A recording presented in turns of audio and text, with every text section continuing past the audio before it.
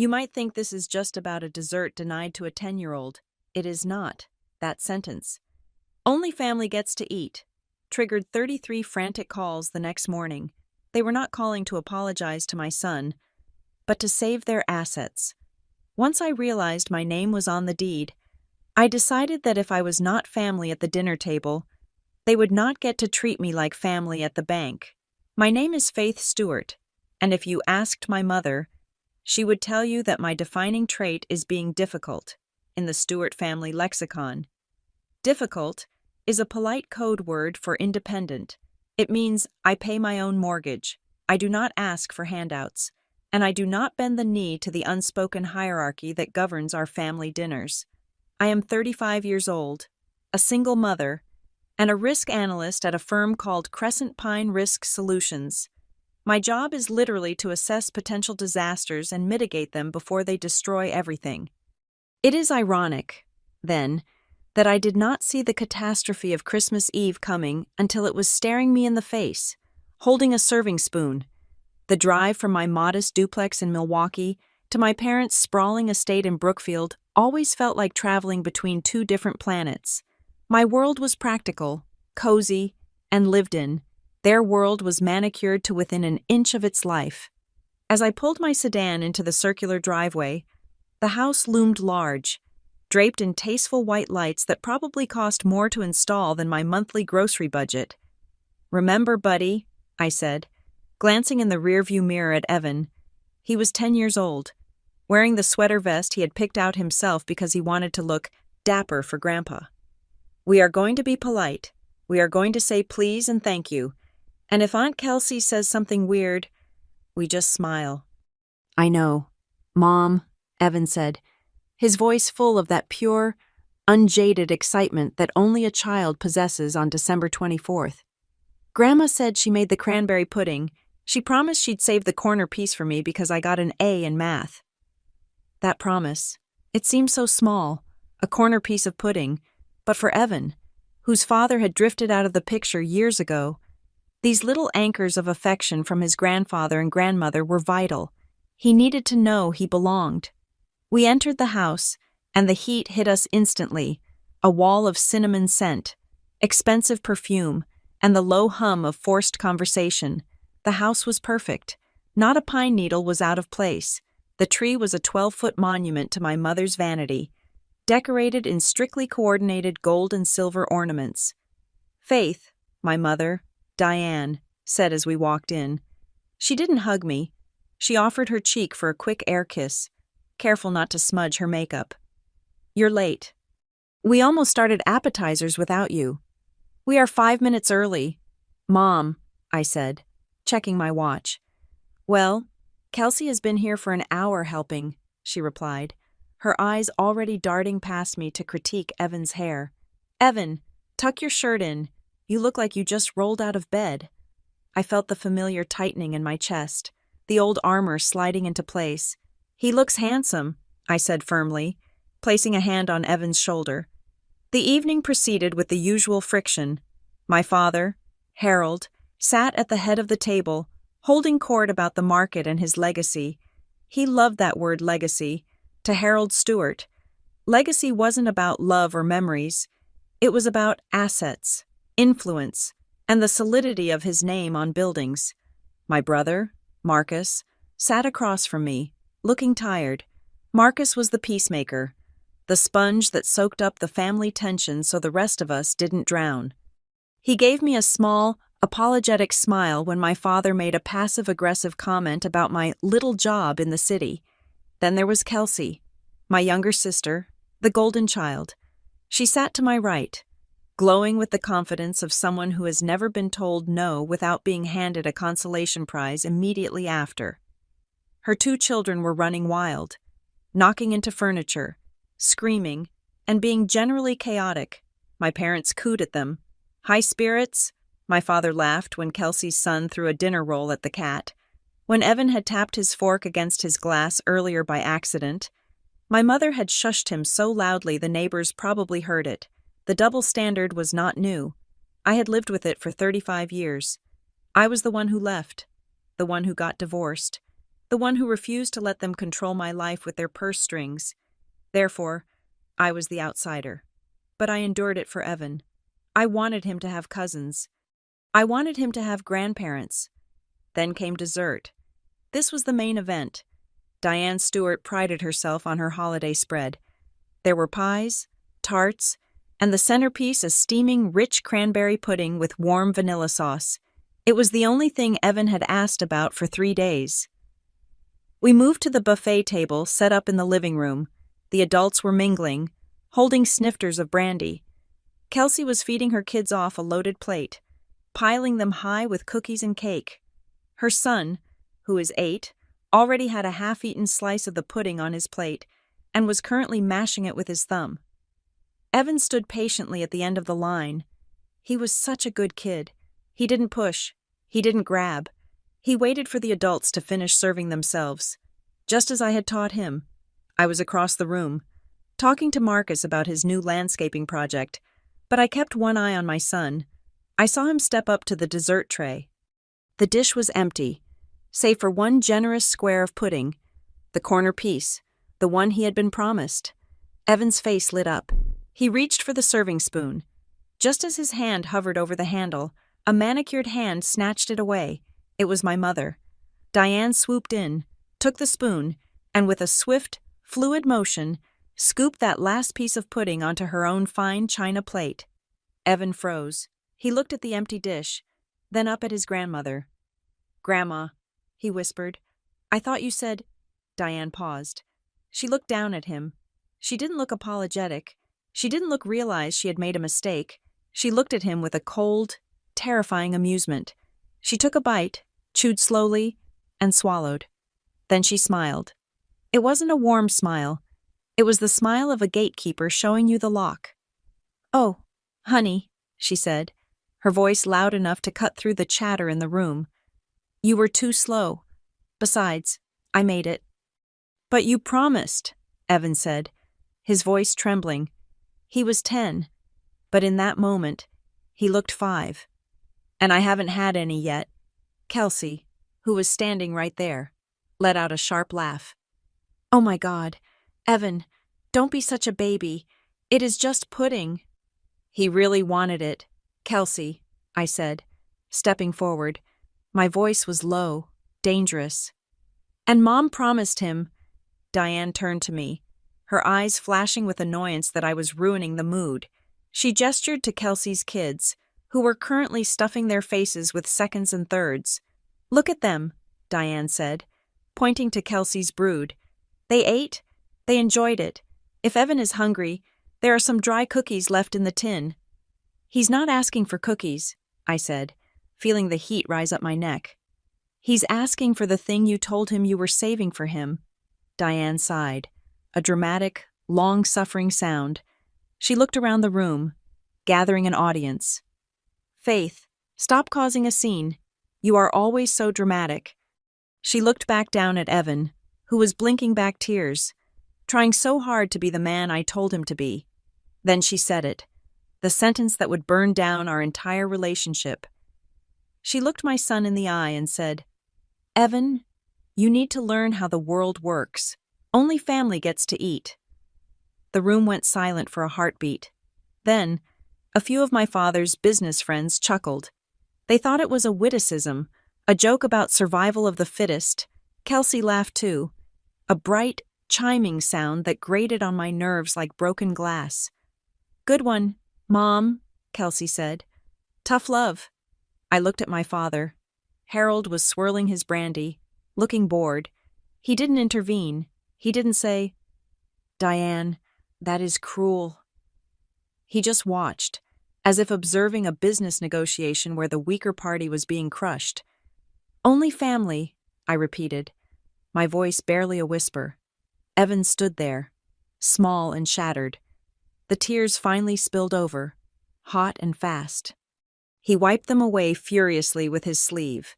He looked at the empty dish, then at his grandmother, who was already turning away to talk to a neighbor. "I'm not hungry," Evan said. His voice broke on the last word. I felt a physical snap inside my brain. It wasn't a loud explosion. It was the quiet, metallic click of a door locking forever. I did not scream. I did not flip the table. I did not give them the satisfaction of calling me crazy Faith or emotional Faith. I walked over to Evan. I knelt down so I was eye level with him. "Distinct," I said clearly. "Go get your coat." "Faith, don't be ridiculous," my mother called out, fork poised halfway to her mouth. "We haven't even opened presents. You are going to ruin Christmas because of a piece of cake." I stood up and turned to her. I looked at the woman who gave birth to me, the woman who demanded worship every holiday. I looked at the pudding on her plate. "We are leaving," I said. "If you walk out that door," my father boomed from his armchair, finally engaging. "Don't expect a check for Evan's birthday." It was always about money with them, the leverage, the threat. I didn't answer him. I didn't look at Marcus, who was staring at his shoes, ashamed but silent. I didn't look at Kelsey, who was rolling her eyes. I walked to the closet, grabbed our coats, and helped Evan into his puffer jacket. I zipped it up to his chin. I put my hand on his back.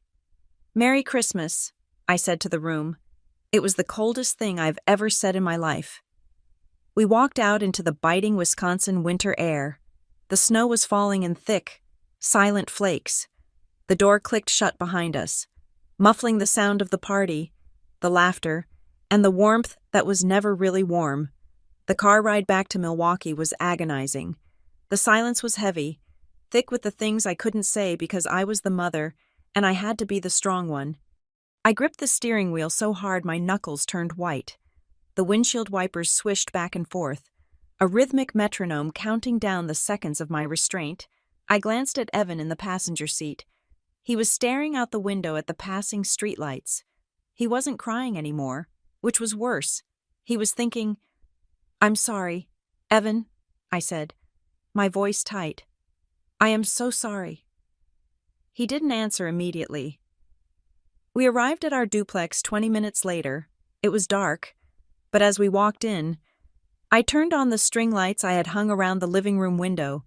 It wasn't a mansion, but it was ours. It smelled like lavender and old books, not judgment and pine. "Go put your pajamas on," I told him, trying to inject some cheer into my voice. "I am going to make us the Special Reserve." The Special Reserve was our code for the expensive hot cocoa mix I bought from a local chocolatier, topped with an obscene amount of whipped cream and crushed peppermint. It was better than any dry pudding Diane Stewart could ever bake. I went into the kitchen, my hands shaking as I poured the milk. I was vibrating with rage.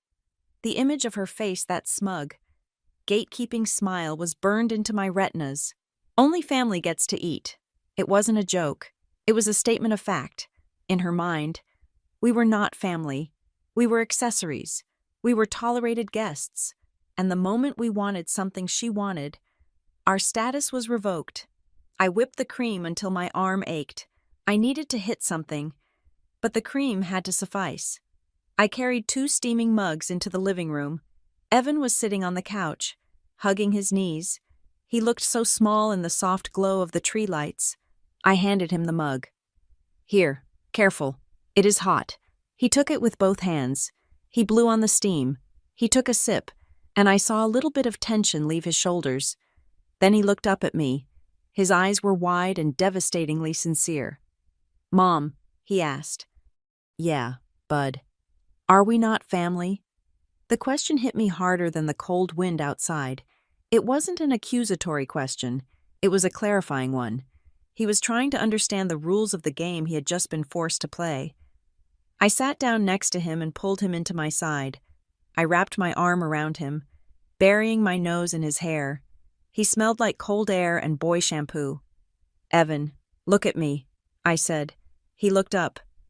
"Family," I said, choosing my words with the precision of the risk analyst I was, "is not about who has the same last name.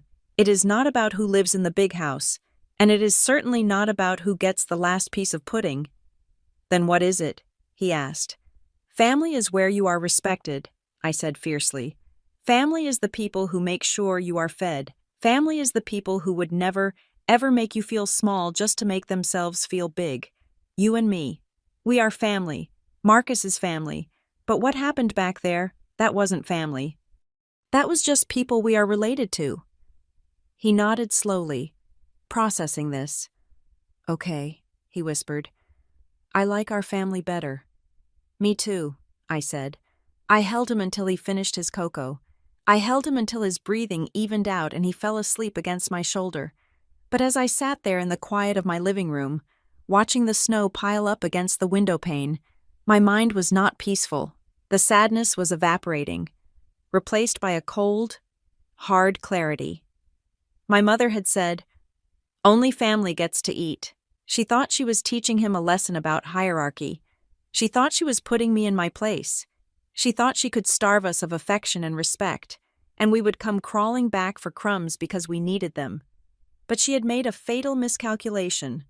I looked around my apartment. I thought about the paperwork I had in my safe deposit box, documents I hadn't looked at in years because I trusted them. I thought about the cabin in Bayfield.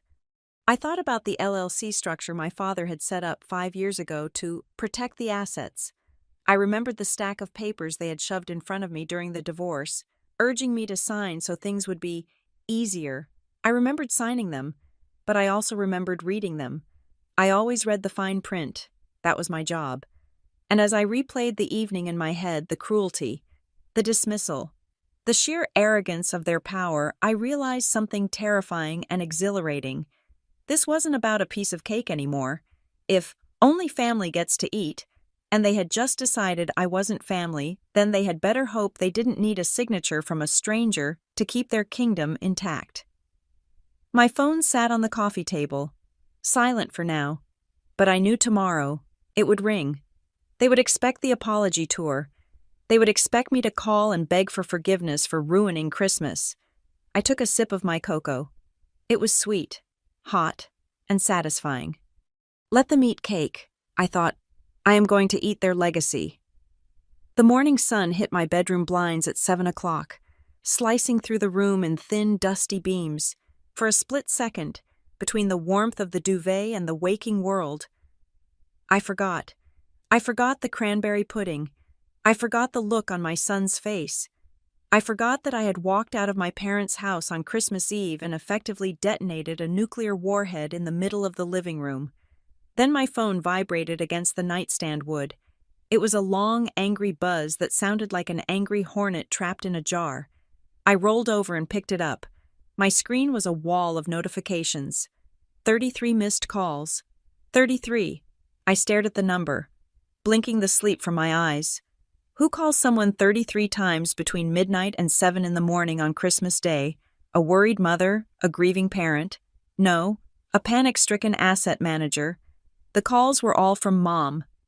There were also 14 text messages, but the preview lines were not visible because I keep my notifications private.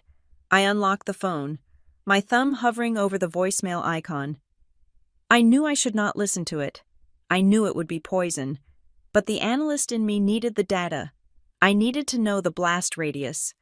I pressed play on the most recent voicemail, left at 6:45 in the morning. Faith, pick up the phone. My mother's voice did not sound like the matriarch of Brookfield. It sounded shrill, jagged, and breathless. We need to talk right now.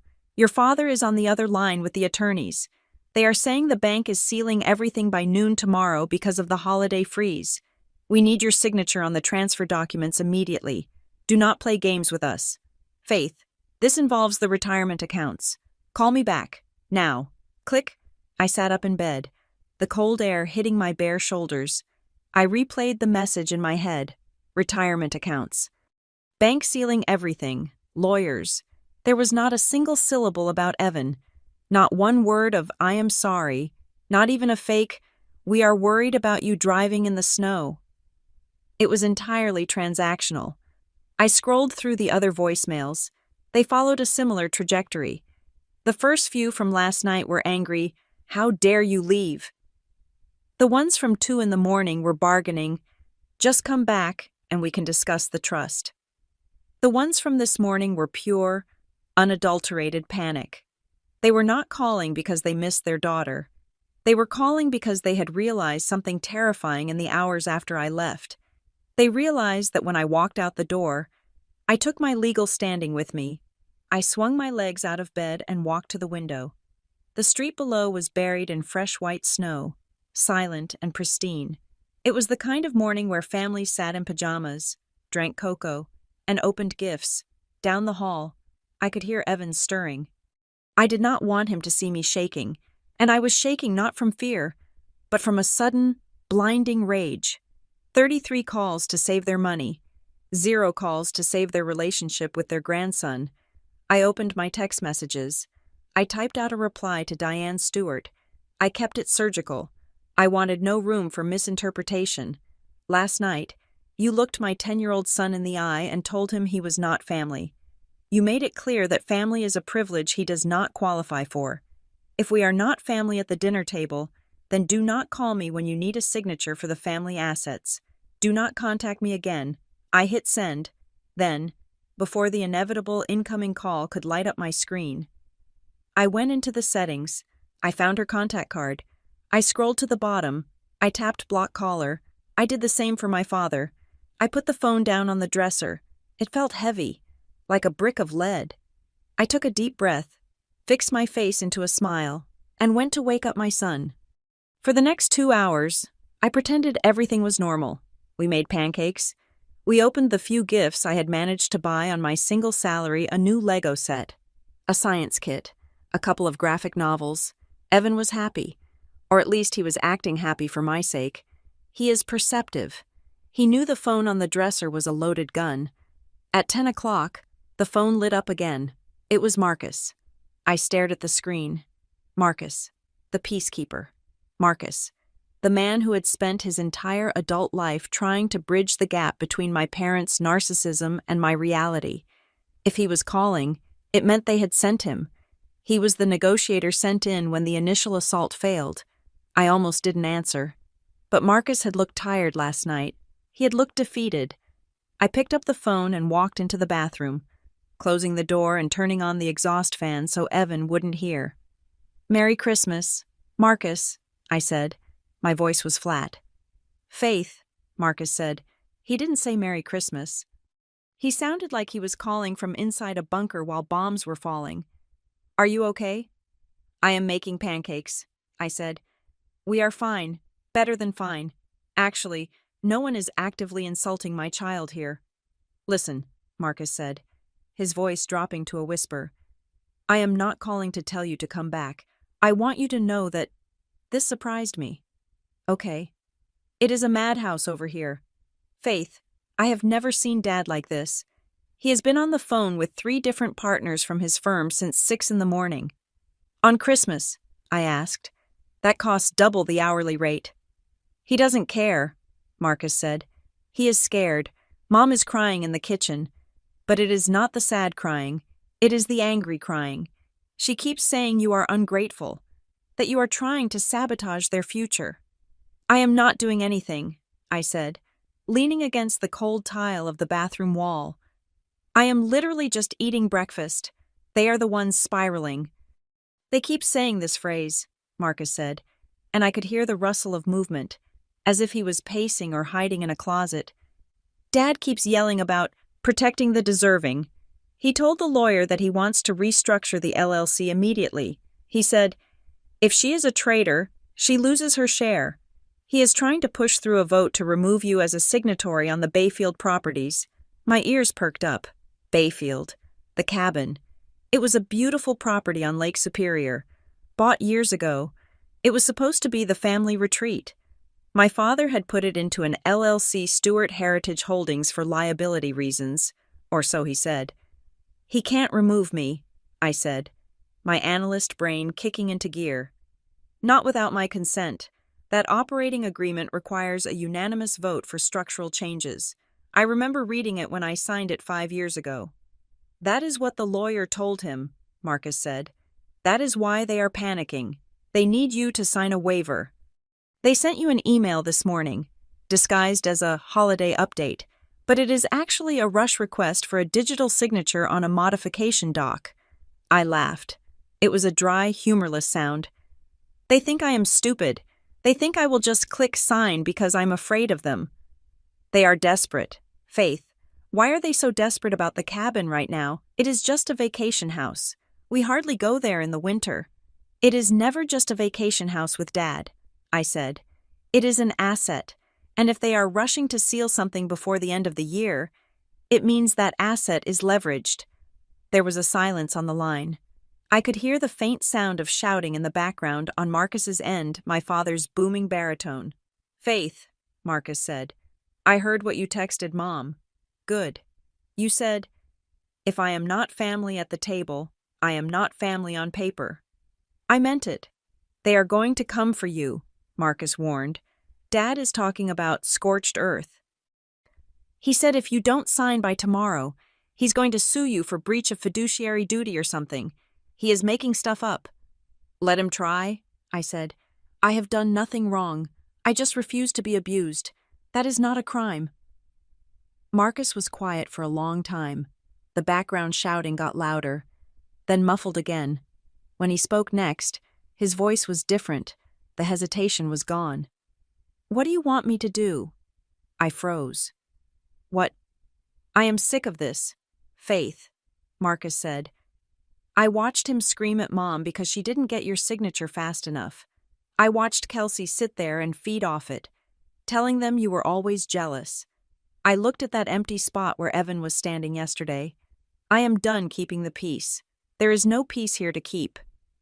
I felt a lump form in my throat. For 35 years, Marcus had been Switzerland, neutral, safe, complicit. You don't have to do anything. Marcus, this is my fight. No, he said firmly. You are my sister. Evan is my nephew. He's a good kid. He didn't deserve that. So, tell me, do you want me to sign their papers? Do you want me to stall? Tell me what to do. My mind raced. Having Marcus on the inside was an advantage I hadn't calculated. If he was willing to be a double agent, or at least a conscientious objector, the board had changed. Don't sign anything, I told him. If they hand you a paper, tell them you need to have your own counsel review it. That will buy us time. And Marcus, yeah. Find out why they are sealing it. Find out what the deadline actually is. Is it a tax deadline, or is it a debt deadline? If Dad is selling the cabin, or refinancing it, he needs all members to sign. If he has already promised the bank he can deliver the signatures, and I refuse, then he is in breach of contract, Marcus finished the thought, and the deal collapses. Exactly. I will find out, Marcus said. I have to go. Kelsey is coming down the hall. He hung up. I lowered the phone. My hand was trembling again, but this time it was with adrenaline. I walked out of the bathroom and looked at my son, who was building a Lego spaceship on the carpet. He looked up and smiled. Who was that? Uncle Marcus, I said. He says Merry Christmas. Is he coming over? No, honey, he is busy. I went to the kitchen and poured myself a second cup of coffee.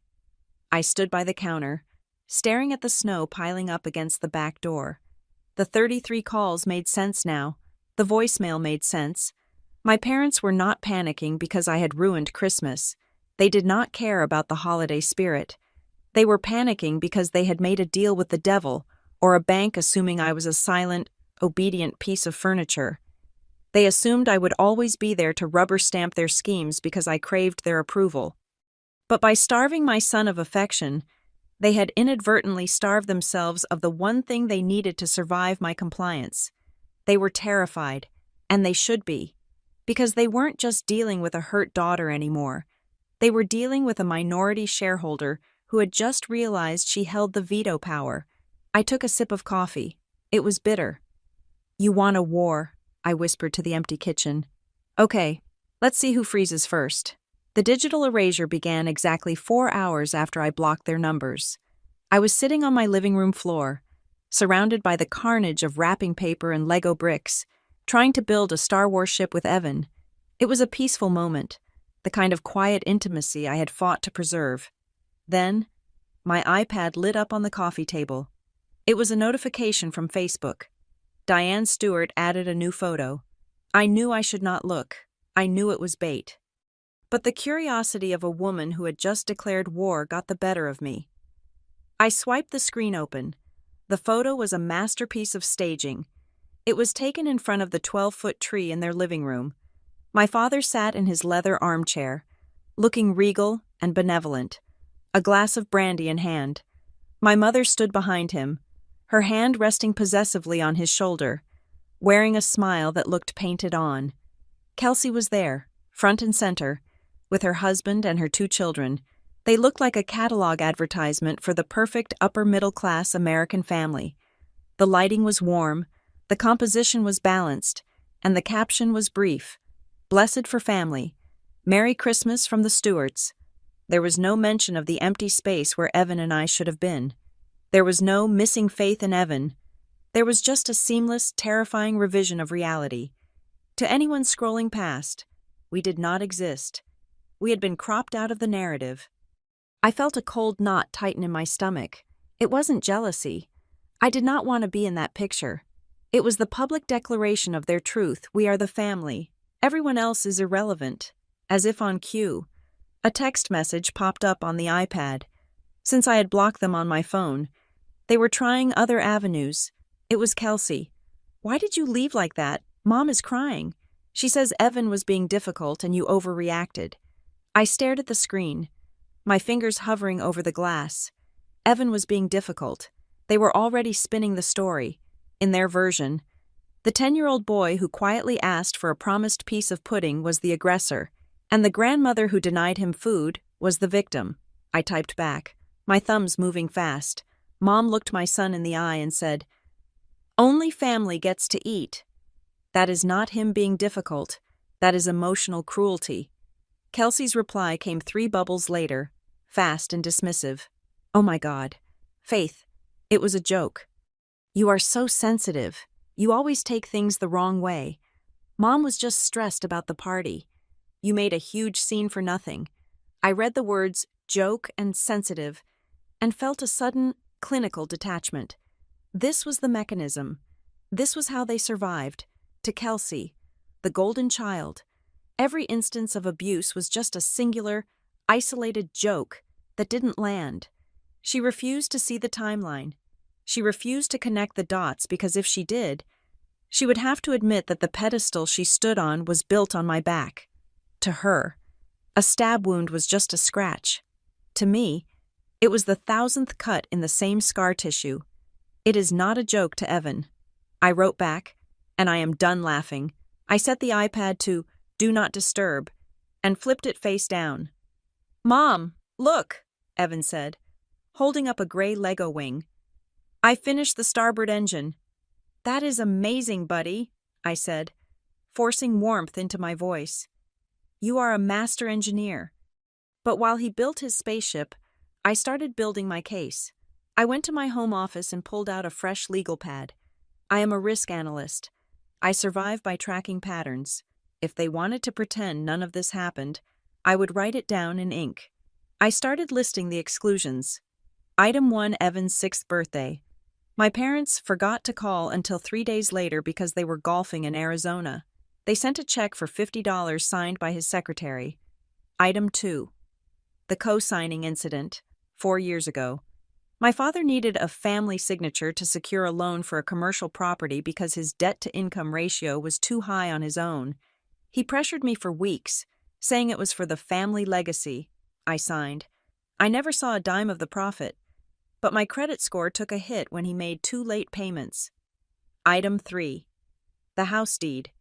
When I bought my duplex, my mother suggested heavily that I put the house in a trust controlled by them for tax purposes. She said it was convenient. I had refused, and she gave me the silent treatment for a month. I wrote until my hand cramped. The page was full of small betrayals, financial manipulations, and emotional neglect. It wasn't a list of grievances. It was a dossier of systemic exploitation. And then, my pen hovered over the last entry, the Bayfield cabin. I circled it 3 times. My phone buzzed again. I had blocked the family. But I hadn't blocked Marcus's personal cell. Meet me at the Grind on 3rd Street. 1 hour. Come alone. The Grind was a coffee shop in the Warehouse District, miles away from the country clubs of Brookfield. It was loud, smelled of burnt beans, and had zero ambiance. It was neutral ground. I left Evan with my neighbor, Mrs. Gable, a sweet retired librarian who actually liked children, and drove downtown. Marcus was already there, sitting in a booth in the back corner. He looked terrible. My brother is a handsome man, usually polished to perfection, but today he looked like he had aged 5 years overnight. He was wearing a wrinkled hoodie, and there were dark circles under his eyes. He was staring into a black coffee as if it held the secrets of the universe. I slid into the booth opposite him. "You look like hell." "Happy holidays to you too, Faith," he said, his voice raspy. He pushed a manila folder across the sticky table toward me. "What is this?" I asked, not touching it yet. "Evidence," he said. "Or maybe it is ammunition. I don't know anymore." I opened the folder. It was a copy of the operating agreement for Stewart Heritage Holdings, LLC. "I know this," I said, scanning the first page. "Dad set this up 5 years ago to hold the cabin and the lakefront property. He said it was for liability protection." "Read the member list, Faith," Marcus said, rubbing his temples. I turned to page 4. Managing member Harold Stewart, 40% interest. Member Diane Stewart, 30% interest. Member Marcus Stewart, 15% interest. Member Faith Stewart, 15% interest. "I know I am a member," I said. I signed the papers. "Do you remember why you are a member?" Marcus asked, leaning forward. "Do you remember how that happened?" I frowned, casting my mind back to the blur of life right after my divorce. I had been vulnerable, scared, and trying to rebuild my finances. Dad said he wanted to include me. He said it was his way of making sure I had assets for Evan. Marcus let out a short, bitter laugh. "Faith, you are the smartest person I know. But sometimes you are blind when it comes to them. Dad didn't give you 15% out of the goodness of his heart. Think back, the summer of 2020. The roof on the cabin collapsed. The dock was washed away by the storm. The memory hit me like a physical slap. I had just received my divorce settlement. It wasn't a fortune, but it was a nest egg. My father had called me, frantic. He said he was liquidity poor at the moment because all his cash was tied up in a development deal. He said the cabin was going to be condemned if they didn't fix the roof immediately. "I gave him money," I whispered. "I wrote a check for $15,000. "Correction," Marcus said. "You made a capital contribution. That $15,000 wasn't a loan." "Faith, it was a buy-in. Dad didn't want to pay taxes on a gift, and he didn't want to owe you a debt. So he had the lawyers draft this up. He sold you 15% of the LLC in exchange for the repair money. He made it sound like he was doing you a favor by letting you in on the family trust." I stared at the paper. I had paid for my own inheritance. I had paid to fix a roof I was barely allowed to sleep under. "Okay," I said, my voice hardening. "So I own 15%? So what? Why are they panicking now? Why the 33 calls?" Marcus looked around the coffee shop to make sure no one was listening. "Because Dad is broke. Faith." The world stopped spinning for a second. "What? Not broke, Marcus clarified. "He still has the house and the cars and the appearance of wealth, but he is cash poor. He made a massive leverage bet on a commercial complex in downtown Milwaukee 6 months ago, and the anchor tenant pulled out. He is bleeding cash. The bank is calling in the loan covenants." I sat back, the puzzle pieces clicking into place with a satisfying, terrifying snap. "He needs to refinance the cabin," I said. "It is the only unencumbered asset he has left with significant equity."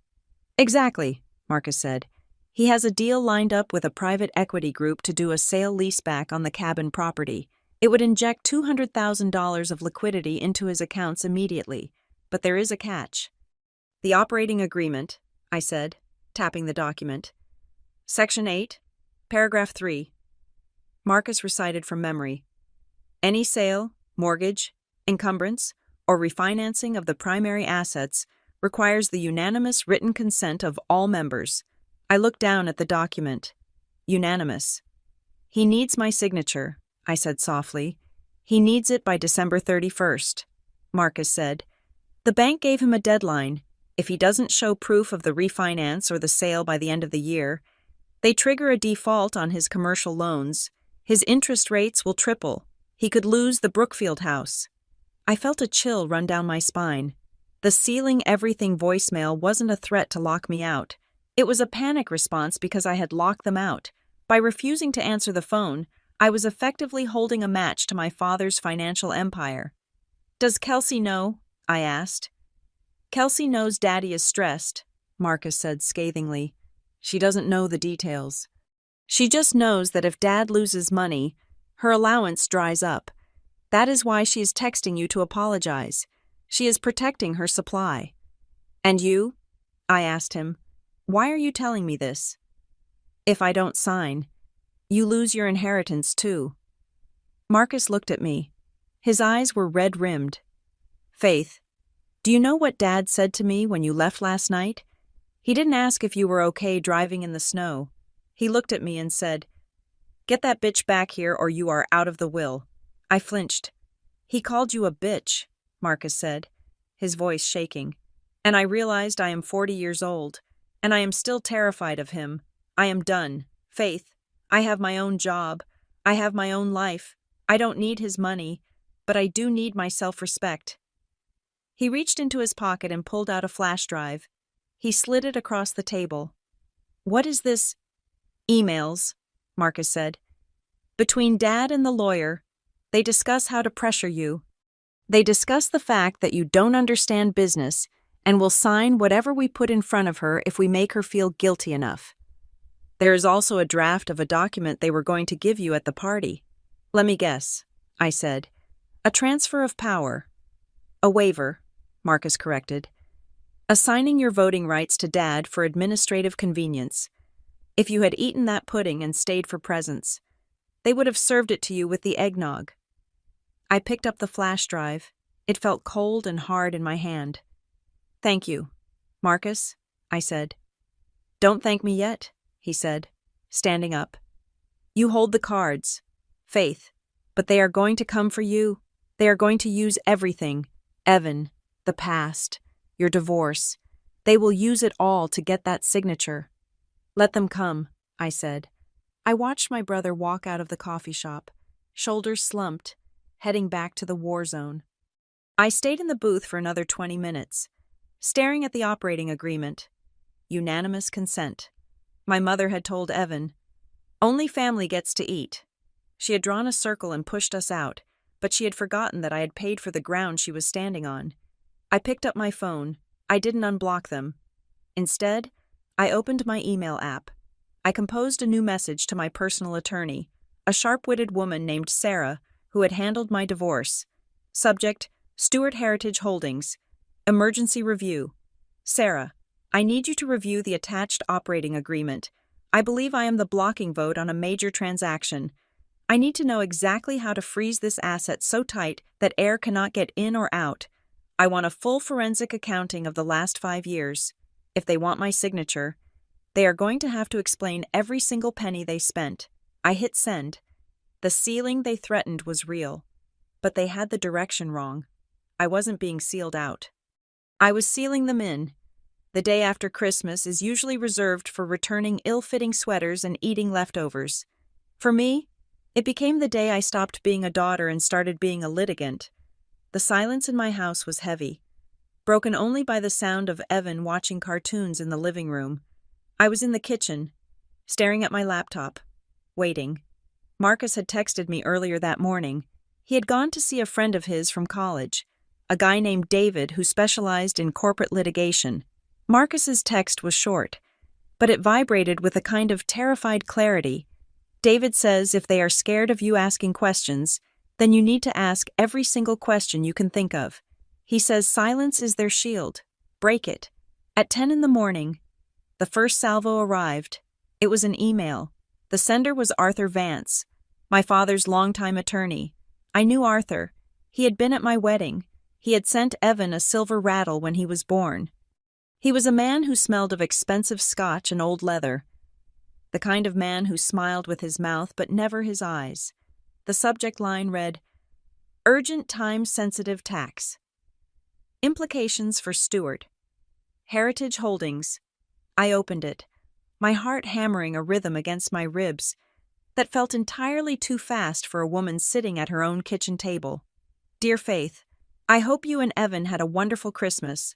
Your father asked me to reach out regarding a pressing administrative matter concerning the Bayfield property.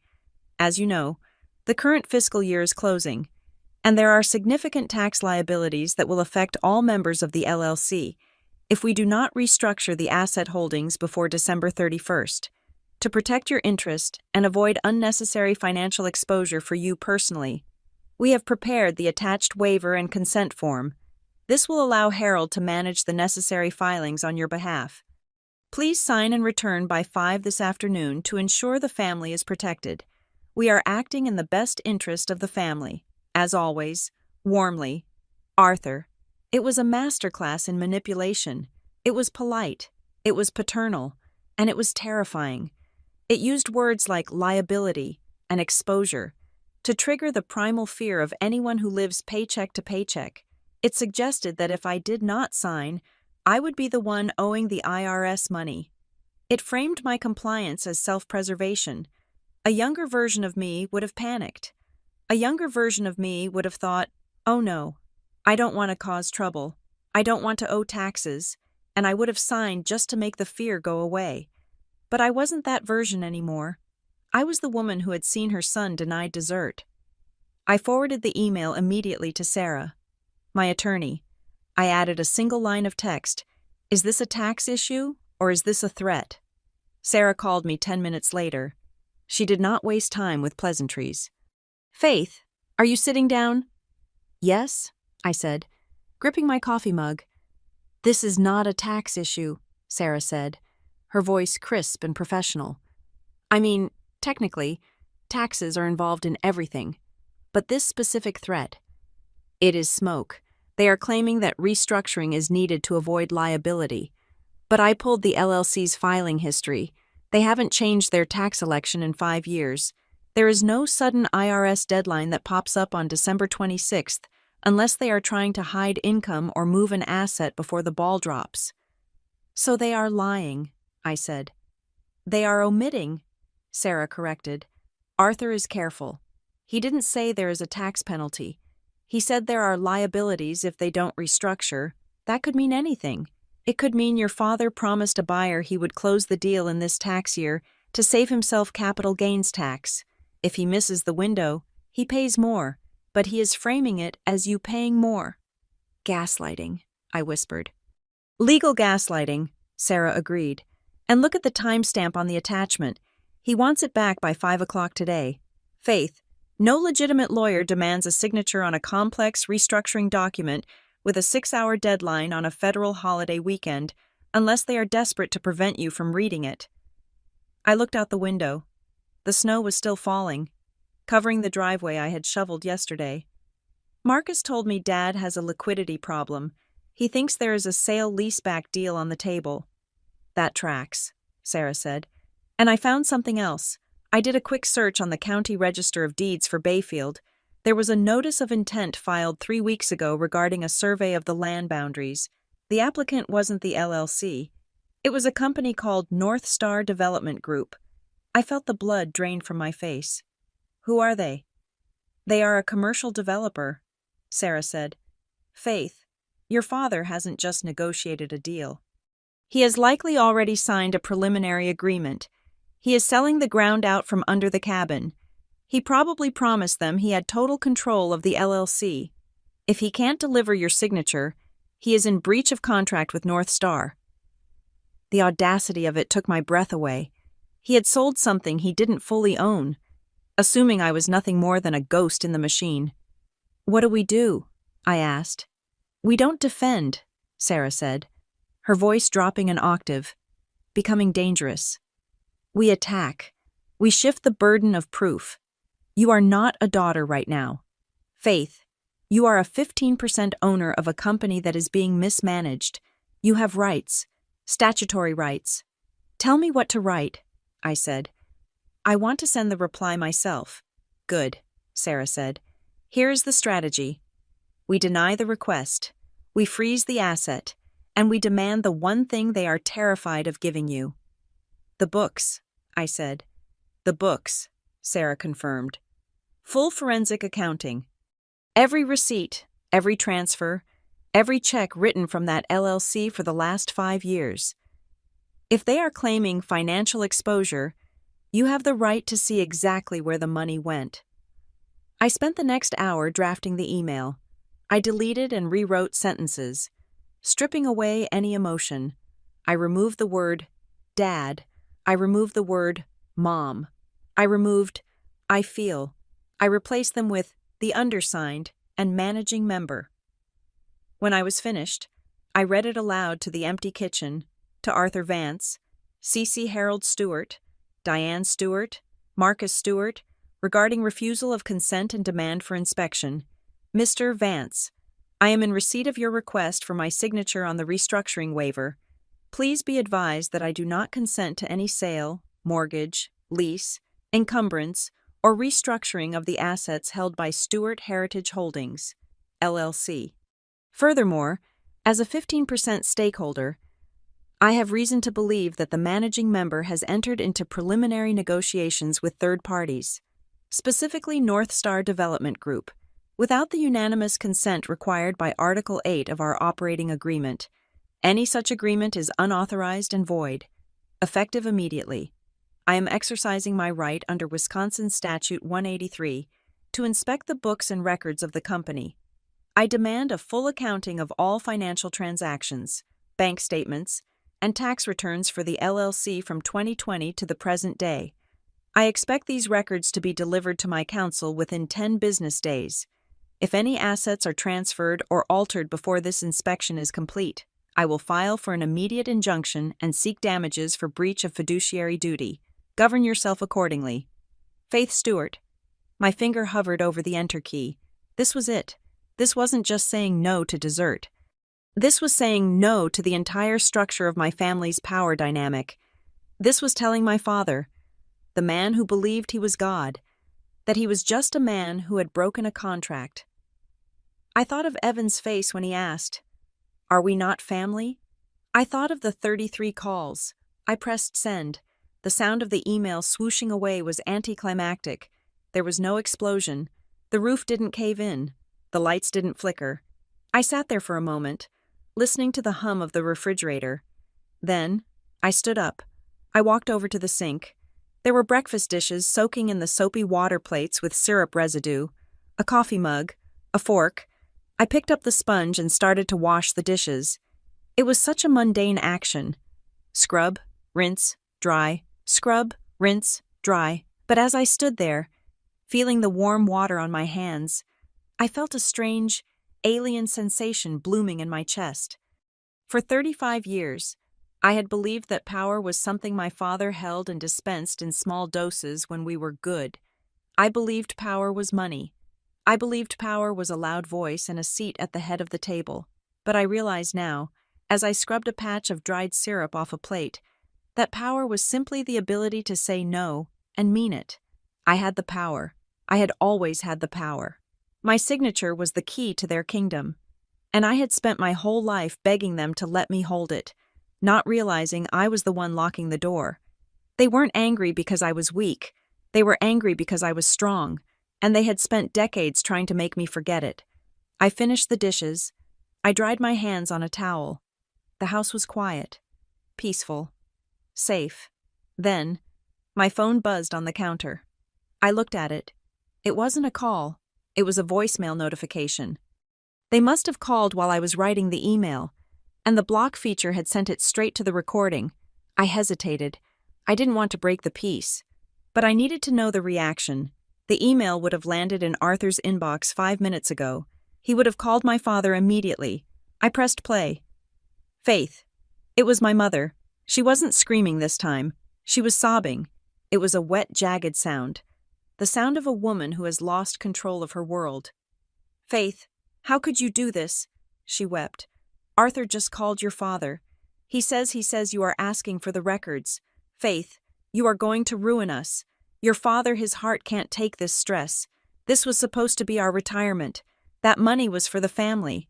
Why are you so hateful? We gave you life. We gave you everything. And you send a letter like that." I listened, waiting. I waited for her to say, "I am sorry I hurt Evan." I waited for her to say, "We shouldn't have excluded you." I waited for her to ask, "Why are you doing this?" in a way that sought understanding, not guilt, but she didn't. "You need to withdraw it," she pleaded, her voice cracking.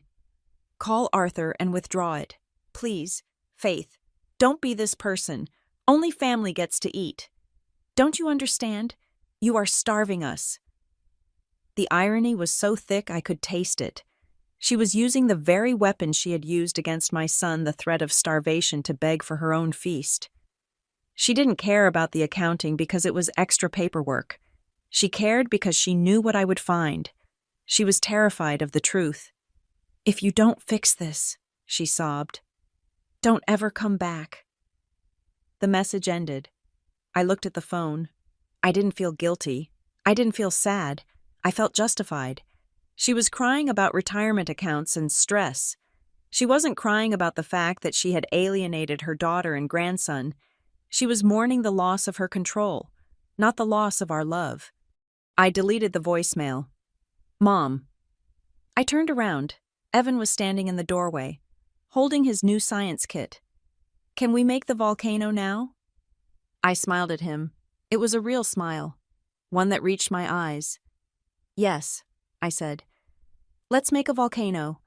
Let's make a big one." I walked over to him, leaving the phone on the counter. The war was raging outside, and I had just launched a missile that would decimate their defenses. But in here, in this house, the only thing that mattered was a little boy and his vinegar and baking soda explosion. I was done being their daughter. I was Evan's mother, and nobody was going to eat until he was full.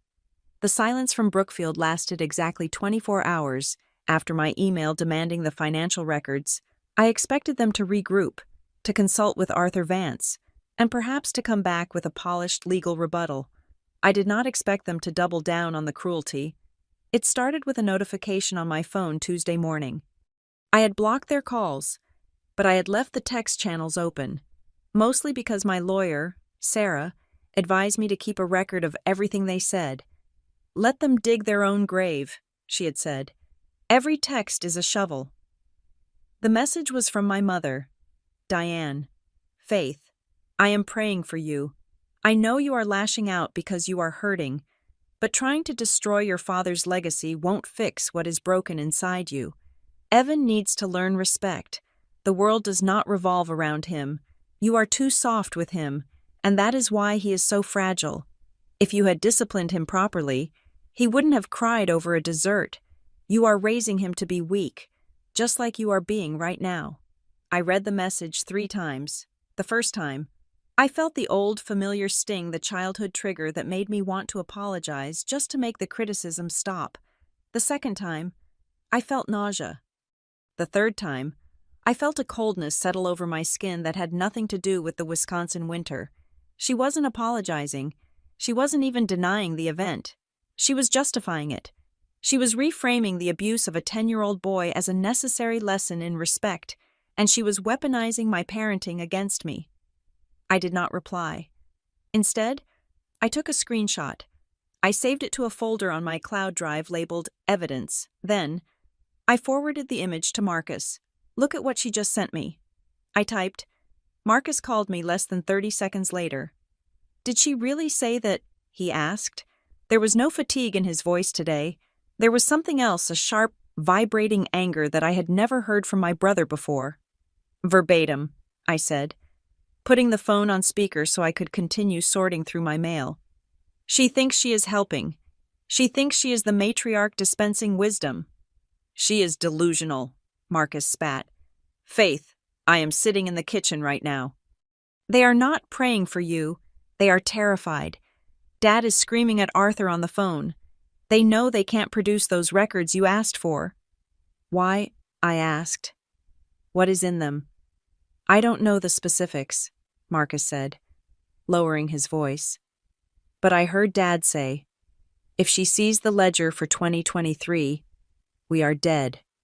And then Mom sent you that text. They are trying to break you emotionally so you withdraw the demand. It is not going to work, I said. In fact, it just makes me want to see those ledgers more. Good, Marcus said, because I am done making excuses for them. You know what Dad said when he read your email? He didn't say, "Maybe we should talk to her." He said, "She is ungrateful trash." He talked about you like you were an employee he wanted to fire, not his daughter. I am an employee to him, I said. I am the employee who holds the password to the safe.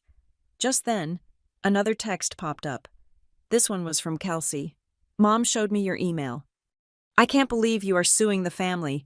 You are just jealous because Dad trusts me with the estate planning and he keeps you in the dark. Grow up, Faith. Stop trying to ruin everything just because you are bitter about your divorce. I read it aloud to Marcus.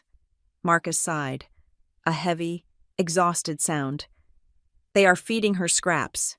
Faith, Dad told Kelsey that if the restructuring goes through, he will put her in charge of the cabin's rental income. She thinks she is being promoted. She doesn't realize she is being used as a shield. She says I am jealous, I said, looking at the text. She has no idea I am trying to save the asset she thinks she's going to inherit. Don't tell her, Marcus said. She won't believe you. She is drinking the Kool-Aid by the gallon. Just be careful. Faith, they are getting desperate. I am not afraid of them, Marcus. You should be, he said darkly. Desperate people do irrational things. An hour later, I found out exactly why they were so desperate. My lawyer, Sarah, requested a video call. When her face appeared on my laptop screen, she looked like a hunter who had just trapped a very large, very dangerous animal. Faith, she said, skipping the pleasantries. We found it. Found what? The reason for the deadline, the reason for the 33 calls, the reason they are terrified of your inspection demand. She shared her screen. It was a complex document with the header of a bank I recognized, First Wisconsin Commercial. Your father isn't just selling the land under the cabin, Sarah explained, using her cursor to highlight a paragraph. He is trying to execute a cross-collateralized refinance. Do you know what that is? I am a risk analyst, I said. It means he is using one asset to secure debt on another. Exactly, Sarah said. And it is worse than we thought. Harold took out a massive bridge loan 18 months ago to invest in a tech park development outside of Madison. It was a high-risk venture. The development stalled. The bridge loan is maturing on December 31st. I stared at the numbers. They were staggering. If he doesn't pay it back, I asked. He defaults, Sarah said, and the penalties are severe. But here's the kicker. The bank agreed to convert the bridge loan into a long-term mortgage. If and only if he could put up additional collateral, he offered them the Bayfield cabin. He put up the family cabin to save a failed tech park investment, I said, feeling the anger burn hot in my chest. Yes, Sarah said, but the bank did their due diligence. They saw the operating agreement. They saw that the cabin is owned by Stewart Heritage Holdings, LLC, and they saw that you own 15%. They told him they cannot accept the cabin as collateral without a signed resolution from all members agreeing to encumber the property. So that is what the restructuring waiver was. I realized it wasn't about taxes. It was a permission slip for him to gamble my inheritance to cover his losses. Correct, Sarah said. And if he doesn't get your signature by the 31st, the refinance falls through. The bridge loan defaults. The bank will seize his commercial assets, and they might come after his personal liquidity to satisfy the debt. He is looking at financial ruin. Faith. He lied to me, I whispered. He told me it was for the best interest of the family. He told me it was tax liability. He lied because he knew you would say no, Sarah said. He knew that if you saw the books, you would see that the LLC has been draining cash to pay the interest on his other loans. He has been commingling funds. Faith. That is why he is scared of the accounting. He has been using the cabin's maintenance fund as his personal piggy bank to keep his other sinking ships afloat. I sat back in my chair. The magnitude of the betrayal was breathtaking. 33 calls, I said softly. He wasn't calling to apologize to Evan. He was calling because the bank was breathing down his neck. I am not a daughter to him. I am a compliance hurdle. And right now, Sarah said, her voice grim, you are the hurdle that is 10 feet tall and made of concrete. What happens now? I asked. Now, we wait, Sarah said. We have the upper hand. We have demanded the accounting. He can't produce it without incriminating himself. He can't get the loan without your signature. He is cornered. He will fight, I said. He won't just roll over. No, Sarah agreed. He won't. And that brings me to the other thing I need to tell you. I have a contact at the clerk of courts. They haven't filed anything yet. But word gets around. What word? Your father is telling people, his partners, the bank, anyone who will listen, that the reason he can't get the signature is because you are mentally unstable. The air left the room. What? He is spinning a narrative, Sarah said gently. He is saying that you had a breakdown after your divorce, that you are vindictive and irrational. He is trying to lay the groundwork to petition a judge for an emergency order to bypass your signature, claiming you are acting in bad faith to harm the company. He is calling me crazy, I said, my voice shaking. To save his money. It is a Hail Mary pass, Sarah said. It is unlikely to work legally because we have the emails where you sound perfectly rational and professional, but socially. In your family circle. He is destroying my reputation, I realized.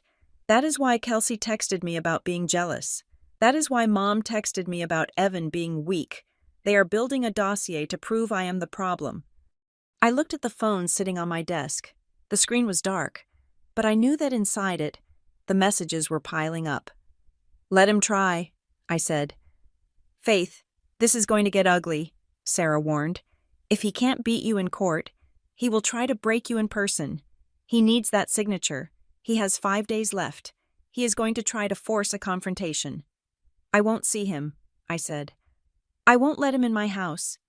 He might not come to your house, Sarah said. He knows you can slam the door. He will try to get you somewhere where you can't leave, somewhere public, somewhere where the pressure of family image works in his favor. Like where? I don't know, Sarah said. But be ready. Keep your phone recording. Keep your texts saved. Do not engage in emotional arguments. If they say, you are crazy, you say, show me the ledger. If they say, you are hurting the family, you say, show me the bank statements. Stick to the facts. The facts are your shield. I ended the call and sat in the silence of my office. I thought about my father, Harold Stewart, the man who always wore a suit to dinner, the man who lectured me about fiscal responsibility while I struggled to pay for Evan's daycare. He was a fraud. He was a gambler who had bet the farm and lost, and now he was trying to steal my son's future to pay his bookie. My phone buzzed again. It was Marcus. Faith. I just heard Mom on the phone with the pastor. She is crying.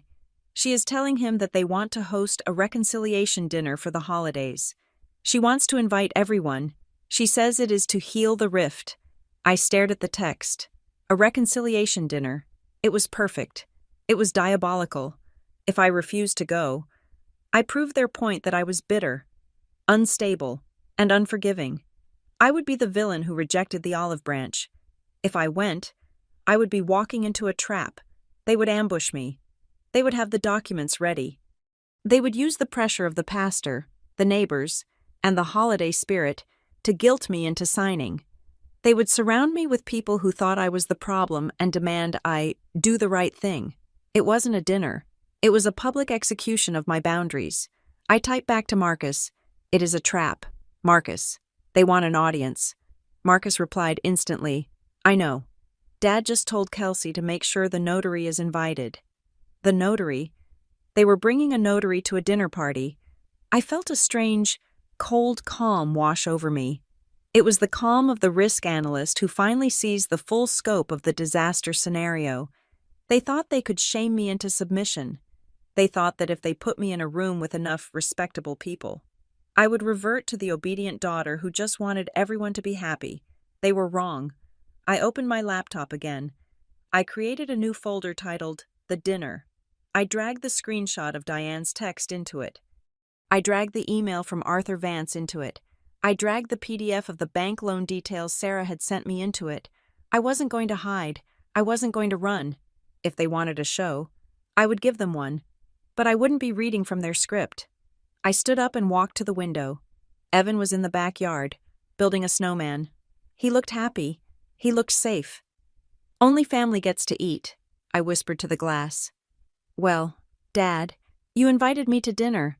I hope you have an appetite for the truth, because I am bringing the receipts. Wednesday morning arrived not with sunlight, but with a digital avalanche. My attorney, Sarah, had been right. When faced with a legal demand for inspection, my father did exactly what corporate bullies always do. He tried to bury me in paper. At 8 o'clock in the morning, my email inbox dinged with a secure file transfer notification. It was a data dump of over 3,000 pages scanned receipts, bank statements, tax returns, and meeting minutes for Stewart Heritage Holdings, LLC dating back to 2020. He thought the sheer volume would intimidate me. He thought I would look at the mountain of PDFs, get a headache, and give up. He forgot that I do this for a living. I am a risk analyst. Finding the needle in the haystack is not just my job. It is my art form. I poured a fresh pot of coffee, settled into my office chair, and opened the first file. Okay, Dad, I whispered to the screen. Let's see where the money went.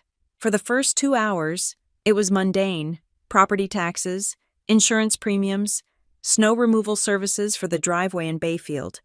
It all looked legitimate, but as I moved into 2022, I started noticing a pattern. There were recurring payments to a vendor listed as Lakeside Lifestyle Consulting. The amounts were inconsistent but significant. $3,000 here, $5,000 there.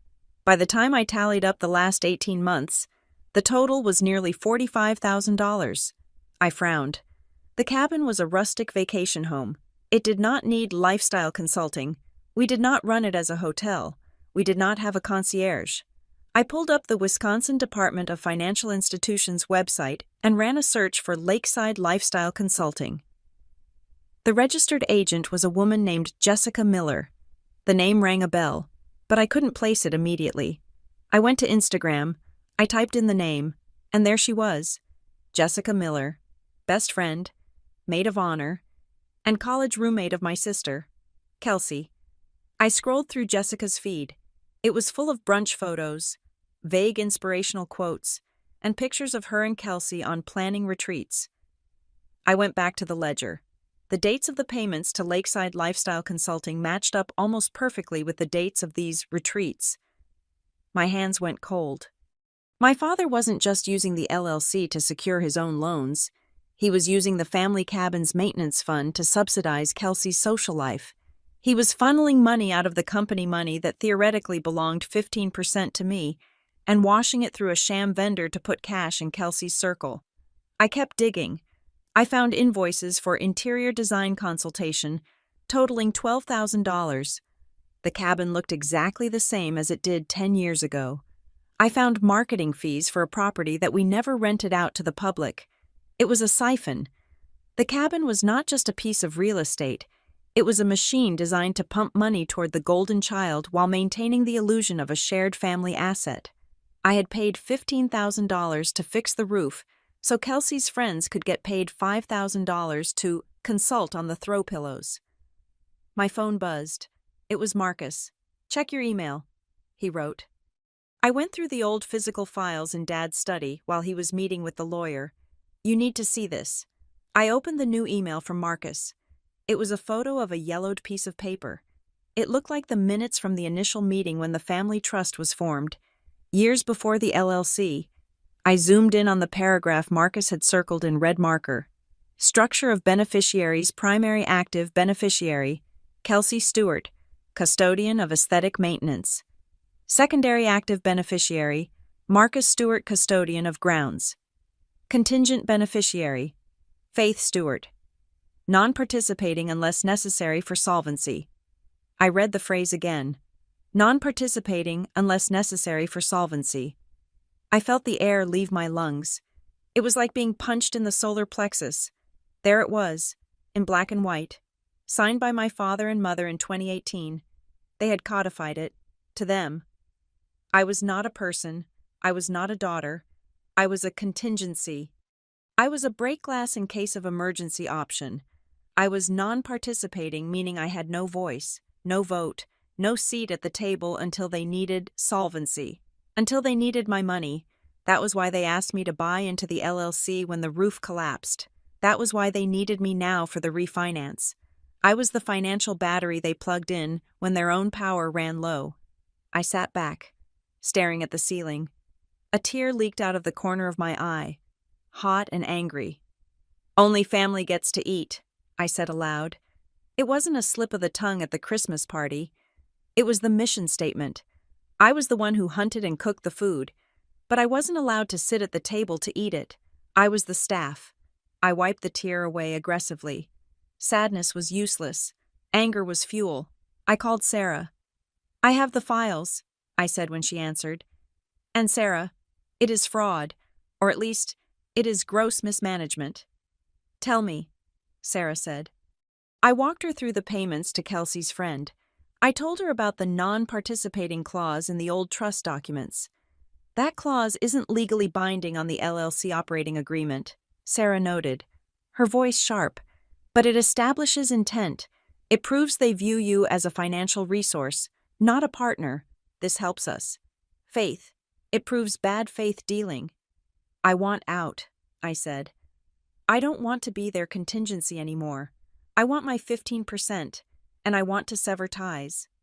"We can do that," Sarah said. "But if we force a buyout now, your father is broke. He can't pay you. The checks will bounce." "I don't want his cash," I said. "I want the equity. I want to secure my share of the cabin so he can never touch it again. Can we partition the interest?" "We can do better," Sarah said. "We can file a motion to lock your interest into a separate trust for Evan. We structure it so that your 15% is untouchable by any of Harold's creditors. It becomes a lien on the property. If he sells, Evan gets paid first. If he refinances, he can't touch that 15% equity." "Do it," I said. "Draft it." "There is one more thing," Sarah said.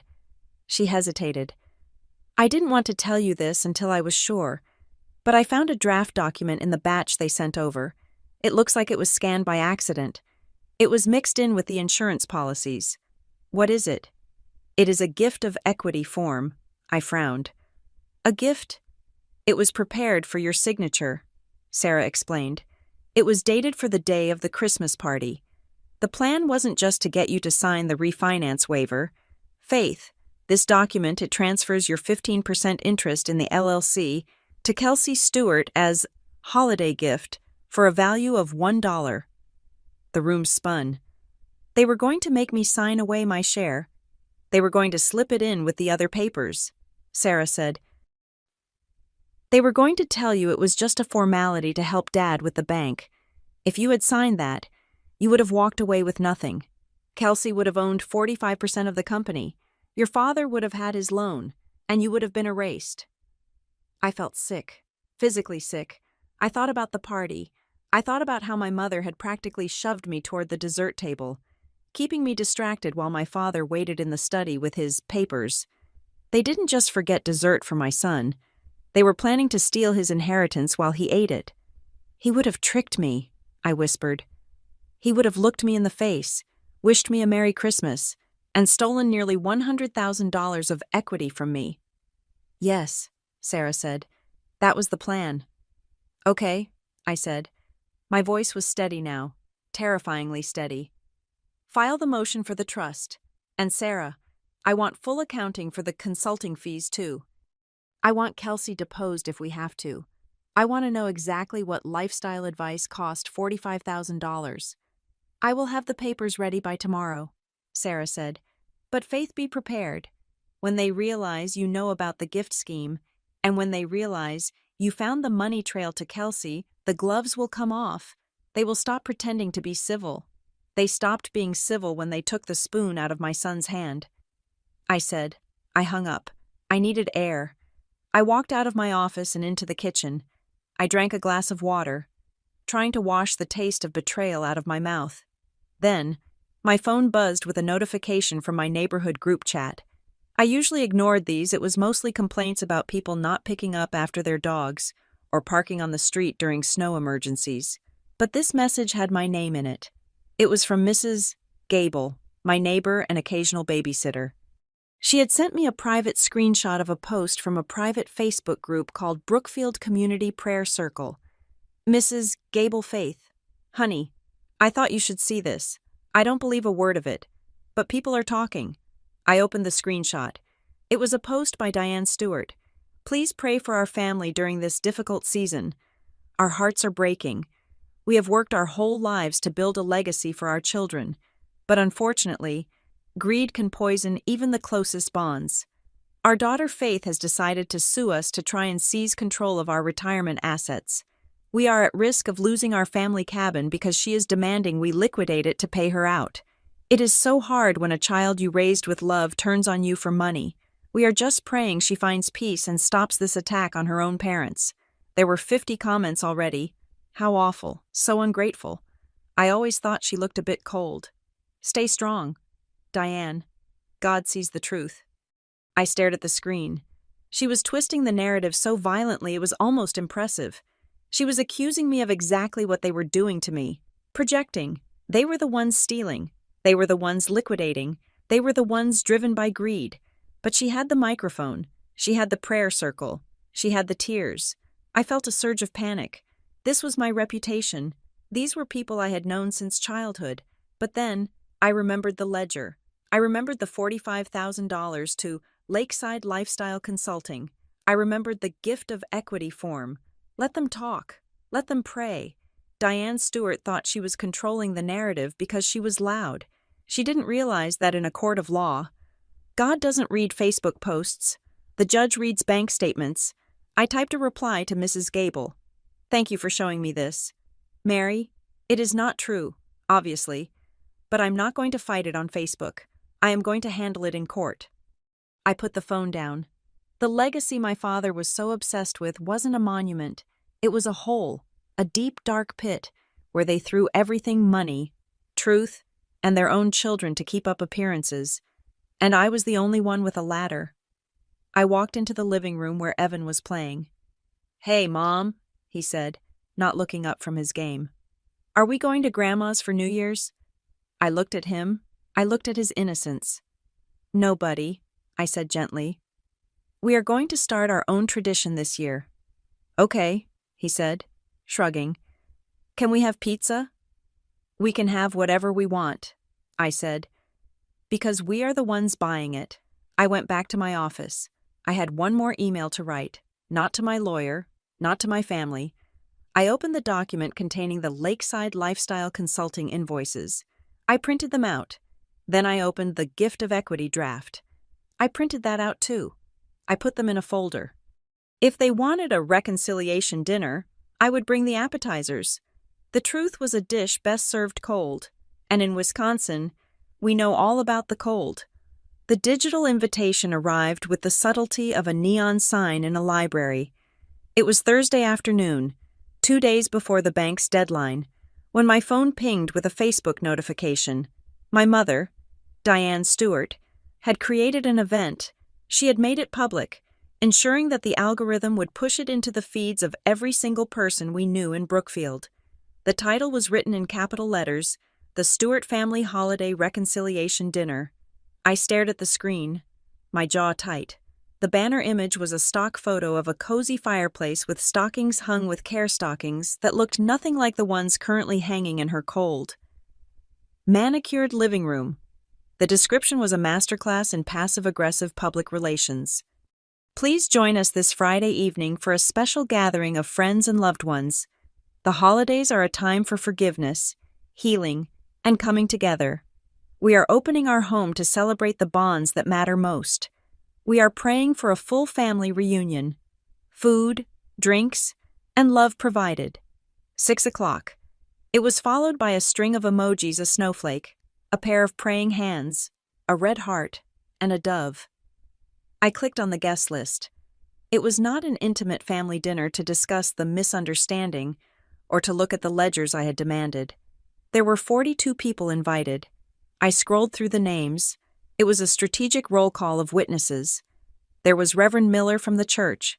There were the neighbors on both sides of the fence. There were my father's golf buddies and their wives. There were even a few of Kelsey's friends, including Jessica Miller, the recipient of the mysterious consulting fees. Marcus was on the list. Kelsey was on the list. I was not. I wasn't tagged. I wasn't invited. I was the subject of the dinner, the prodigal daughter they were praying for. But I had not received a notification to attend. This was the trap. If I showed up, I would be crashing a party I wasn't technically invited to, looking aggressive and unstable. If I stayed home, Diane would stand in the center of the room, dab a dry eye with a handkerchief, and tell 42 people that she had tried everything. But Faith just refused to accept her olive branch. She would paint me as the bitter, cold-hearted woman who rejected a reconciliation dinner. I scrolled down to the comments section. It was already filling up with praise for my mother's sainthood. Diane, you are such a big person to do this. Family is everything. Praying she comes. So lovely. The Stewarts are the heart of this community. They were applauding the performance. They had no idea that the stage was built on rotten wood and leveraged debt. My phone buzzed. It was a text from Marcus. Did you see it? I typed back immediately. I am looking at it right now. It is a circus. Marcus. She invited the Reverend. Marcus replied. It is not just a circus. It is a courtroom. They want witnesses. Dad told me this morning that if you don't sign the waiver by Saturday, he is going to file the emergency motion on Monday. He wants to use this dinner to show that they are the reasonable ones and you are the one refusing to engage. So if I don't go, I lose, I wrote, and if you go, they ambush you. Marcus countered, they will have the papers there. Dad will probably try to pressure you into signing in front of the Reverend. He will make it about honoring the family and forgiveness. I set the phone down on the kitchen counter. My hands were shaking, not from fear, but from the sheer vibrating intensity of the adrenaline. I looked into the living room. Evan was watching a movie, totally oblivious to the fact that his grandmother was currently using his rejection as a marketing tool for her social standing. I could not bring him. That was the one non-negotiable variable. I would not subject my son to a room full of people who viewed him as a difficult child or a prop in my mother's play. But I had to go. I had to walk into that house, past the reconciliation banner, and refuse to play the role they had cast for me. I picked up the phone and called Marcus. I am going, I said the moment he answered. Faith, are you sure? Marcus sounded anxious. It is going to be brutal. Kelsey is already rehearsing her speeches about how much she misses you. It is going to be gaslighting on an industrial scale. Let them talk, I said. I am not coming to argue. Marcus, I am not coming to scream. If I scream, they win. If I cry, they win. Then what are you going to do? I am going to bring the folder, I said. I am going to bring the invoices for Jessica Miller. I am going to bring the gift of equity draft. And I am going to bring the email from the bank. You are going to serve them with evidence at a cocktail party? Marcus asked, his voice dropping to a whisper. I am going to stand there and be the calmest person in the room. I told him. And when they try to tell the neighbors that I am destroying the legacy, I am going to ask them very politely to explain where the $45,000 went. I am going to ask them why they need my signature if I am not family. Marcus was silent for a moment. Then, he let out a long breath. Okay, he said. I am with you. I won't drink. I will stay sober. I will stick to the facts. We need a signal, I said. If Dad starts getting physical, if he tries to corner me in the study, you step in. I will be your shadow, Marcus promised. I am done being Switzerland. I hung up and went to my closet. I needed armor. I bypassed the soft sweaters and the festive red dresses. I chose a tailored navy blue blazer, a crisp white shirt, and dark trousers. It was what I wore when I had to present a risk assessment to the board of directors at my firm. It said professional. It said detached. It said, "I am not here to bake cookies. I am here to audit you." As I was laying out the clothes, my phone buzzed again. It was another text from Marcus. Holy cow. Look at this. He sent a screenshot of a text conversation he had just had. The sender's name was Mrs. Higgins. I knew Mrs. Higgins. She was a neighbor who lived 3 houses down from my parents. She was a quiet woman, a retired nurse who mostly kept to herself but always sent Evan a card on Halloween. The text read on Marcus. I saw your mom's Facebook event. I hope you don't mind me asking, is Faith okay? I have been feeling terrible since Christmas Eve. I was standing near the buffet table when Diane took the pudding. I heard what she said to that sweet little boy. Only family gets to eat. It made my stomach turn. I just wanted to know if Evan is all right. That wasn't a joke. Marcus, that was cruel. I stared at the screenshot. The air in my bedroom seemed to get lighter, cleaner. They heard, I whispered. For 3 days, Diane and Kelsey had been telling me I was crazy. They had been telling me I was sensitive, that I had imagined the tone, that it was a joke everyone laughed at. They had tried to rewrite my reality, but Mrs. Higgins had heard it. A neutral third party had witnessed the cruelty and had identified it as cruelty. I typed back to Marcus, "Save that text, back it up, print it out, way ahead of you." Marcus replied, "Diane thinks she has an audience of fans. She doesn't realize there are witnesses in the crowd. This changed everything. I wasn't just walking in with financial documents now. I was walking in with moral high ground. They could lie about the money. They could spin the business deals. But they couldn't undo the fact that a grandmother had starved a child in front of the neighborhood. I arranged childcare with Mrs. Gable. She agreed to take Evan for the evening, promising him pizza and a movie marathon. "You look like you are going to war, dear," Mrs. Gable said when I dropped him off at 5:30. "I am just going to dinner," I said, kissing Evan on the head. "But yes, sometimes that is the same thing." "Mom, are you going to bring me a piece of cake this time?" Evan asked, looking up from his boots. The question was innocent, but it cut me deep. "No, honey," I said, crouching down. "I am not bringing anything back from that house. We have our own cake at home. Better cake." I drove to Brookfield in silence. The roads were slick with black ice. The snow piled high on the banks. The Christmas lights on the mansions blurred past me, streaks of red and green in the dark. When I turned onto my parents' street, the driveway was already full. Cars lined the curb. The house was blazing with light. I could see silhouettes moving behind the curtains. I could imagine the scene inside the warm fire, the smell of expensive catering, my father holding court with a scotch in hand, my mother playing the victim saint. I parked my sedan down the street, away from the cluster of luxury SUVs. I grabbed my leather tote bag. Inside was the folder, the receipts. I walked up the driveway. The wind bit at my face, but I didn't feel the cold. I felt a strange, icy heat radiating from my core. I reached the front door. I could hear the murmur of voices inside, the clink of glass, the soft jazz music playing over the speakers. I didn't knock. I still had a key. I was, after all, a member of the LLC that owned the property. Even if they treated me like a trespasser, I unlocked the door and pushed it open. The warmth of the house hit me, carrying the scent of pine and roasting meat. I stepped into the foyer. Conversations didn't stop immediately. It took a moment for people to notice. First, Mrs. Higgins saw me. She gave me a small, sad nod from the corner. Then, Kelsey saw me. She was standing by the staircase, holding a glass of wine. Her eyes went wide, and she nudged her husband. Then, Diane saw me. She was in the center of the living room, wearing a shimmering silver dress, holding the hands of the Reverend. She looked up, and for a split second, her face contorted in genuine shock. She hadn't expected me to actually come. She expected to play the martyr to my absence. But then, the mask slid back into place. "Faith," she cried out, her voice pitching up into a theatrical sob of joy. She opened her arms wide, performing for the 40 people watching. "Oh, thank God the prodigal returns. Everyone, look, my daughter is here." She rushed toward me, aiming for a hug that would seal the narrative of reconciliation. I didn't step back. I didn't step forward.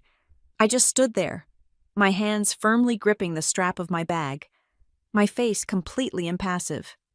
"Hello, Mother," I said. My voice was not loud, but in the sudden hush of the room, it carried to every corner. "Oh, come here, let me look at you," she gushed, reaching for my shoulders. "We were just praying for this. Where is Evan? Where is my grandson?" "He is safe," I said, stepping smoothly to the side so her hands grasped at empty air. "He is somewhere where he is allowed to eat." A ripple of uneasy silence moved through the room. The smile on Diane's face faltered, the edges trembling. "Faith, honey, don't start," she hissed under her breath, her back to the guests. Then, louder. "Come, get a drink. Your father is in the study. He is dying to see you." "I am sure he is," I said. I looked across the room and locked eyes with Marcus. He was standing by the fireplace, a glass of seltzer in his hand. He gave me a barely perceptible nod. "I am here. I am ready." I walked past my mother, ignoring her outstretched hand. I walked into the crowded living room, nodding politely to the neighbors who were watching with wide eyes. I wasn't here to make a scene. I was here to deliver a reality check. And as I moved toward the study, feeling the weight of the evidence against my hip, I knew one thing for certain: this wasn't a party, it was a deposition, and I was the only one who had brought the truth. The hours before I walked into my parents' house for the so-called reconciliation dinner were not spent crying, they were spent running a printing press. It was 3 o'clock on Friday afternoon. Outside, the Wisconsin sky was a bruised purple, threatening more snow. Inside my home office, the laser printer was humming a steady, rhythmic beat that sounded like a heartbeat. Thwack, slide, thwack, slide. I was building a physical timeline. My lawyer, Sarah, had told me that in high-stress confrontations, memory fails, but paper does not. Gaslighting works because it relies on the fluidity of recall. My mother relied on me doubting my own version of events. She relied on the emotional fog. So, I was clearing the fog with ink. I taped the first sheet of paper to my wall, stepping back to look at the narrative arc. December 24th, 7:30 in the evening, the incident. Evan is denied food. The quote, "only family gets to eat," is spoken. December 25th, 7 in the morning. The panic. 33 missed calls begin. December 26th, 10 in the morning. The threat. Arthur Vance emails about tax liabilities and demands a signature. December 27th. The discovery. The bank loan details. The bridge loan default risk. And the Lakeside Lifestyle Consulting payments. December 29th. The trap. The reconciliation dinner is announced. When you looked at it like that, laid out in black and white, it wasn't a family drama, it was a heist. My doorbell rang at 3:30. It was Marcus. He didn't look like the terrified man I had met at the coffee shop earlier in the week. He looked grim. He was carrying a thick legal expanding file under his arm. He stomped the snow off his boots and walked straight into my kitchen, placing the file on the island next to my cooling rack of cookies I had baked for Evan, not for the party. "I got it," Marcus said. He didn't say hello. "I met with David again. He drafted a summary of your rights as a minority shareholder under Wisconsin law." He opened the file and slid a document toward me. "It is called a partition of interest," Marcus explained, pointing to the highlighted section.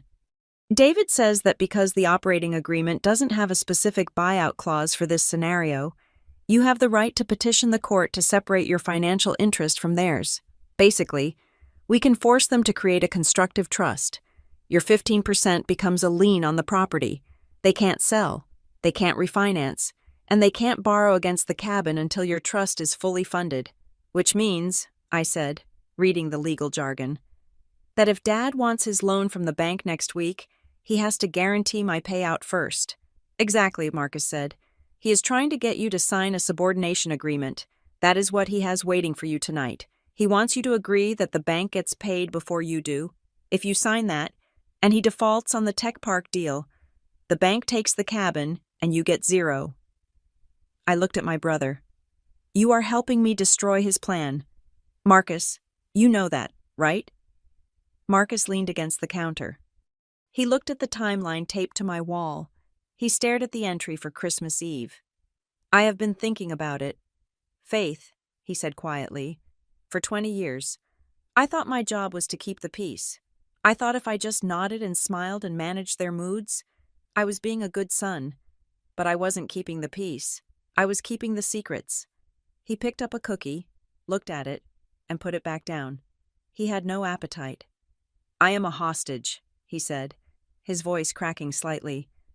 I have been an emotional hostage since I was 12. If I did what they wanted, I was the favorite.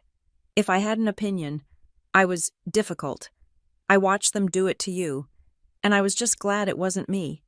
But when I saw Evan's face, I realized they are going to do it to him too. They are going to make him dance for his dinner for the rest of his life. He looked at me, his eyes clear. I am not doing it anymore. I am standing next to you tonight. If Dad screams, let him scream. If Mom cries, let her cry. I am done being their sanitizer. My phone buzzed on the counter. Breaking the moment, it was a text from Kelsey. Faith, please tell me you are coming. Mom is a wreck. She's been cooking for 2 days. Just come. Apologize for the drama. And let's have a nice night. Don't embarrass us in front of the neighbors. We have a reputation in this town. I read it aloud. She is worried about embarrassment. She is worried about the notary leaving before you arrive, Marcus noted dryly. I picked up the phone. My thumbs hovered over the screen. I decided not to be polite. I decided to be accurate. Mom embarrassed my son first. I typed, she humiliated a 10-year-old boy over a piece of pudding. I am not coming to apologize. I am coming to clarify. I hit send. 10 minutes later, my phone pinged again. I assumed it was Kelsey firing back a retort about my selfishness. It was a text from a number I didn't have saved, but the area code was local. I opened the message. Hi, Kelsey. It is Mrs. Montgomery from the club. Just checking if your sister is actually showing up. I know your dad is stressed about the paperwork. Tell Faith to just come sign the papers and make peace so it looks good for everyone.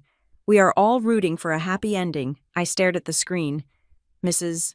Montgomery, one of my mother's bridge partners. She had meant to text Kelsey. She had texted Faith. I laughed. It was a short, sharp bark of laughter that made Marcus jump. What? He asked. Look, I said, handing him the phone. Marcus read it and shook his head in disbelief. They aren't even hiding it. The whole town knows. They have spun a story that you are holding the family hostage with paperwork, and the happy ending is you capitulating. She says, just come sign the papers, I said. That is the script. Everyone at that party has been primed. They think I am a stubborn child refusing to sign a permission slip. They don't know I am a shareholder refusing to be defrauded. This is good, Marcus said, tapping the screen. Print this too. Add it to the folder. The folder is getting heavy, I said. Good, Marcus replied. You are going to need a weapon. I spent the next hour assembling the binder. I bought a plain black 3-ring binder from my supply shelf. I didn't want it to look messy. I wanted it to look professional. Tab 1. The timeline. Tab 2. The financials. The Lakeside Lifestyle invoices were right on top. Tab 3. The legal rights. Marcus's summary. Tab 4. The communications. The only family quote. The texts. The sealing everything voicemail transcript. I labeled the spine of the binder Bayfield Cabin. Fax. At 5:30, I went upstairs to get dressed.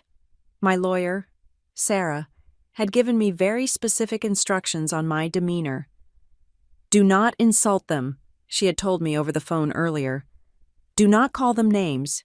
Do not raise your voice. The moment you scream, you validate their story that you are unstable. You need to be a gray rock. You are boring. You are factual. And you are immovable. You state the event. You state the impact. And you request the responsibility. That is it. I stood in front of my closet. My mother would expect me to wear something festive if I was coming to reconcile, or if I was coming to beg.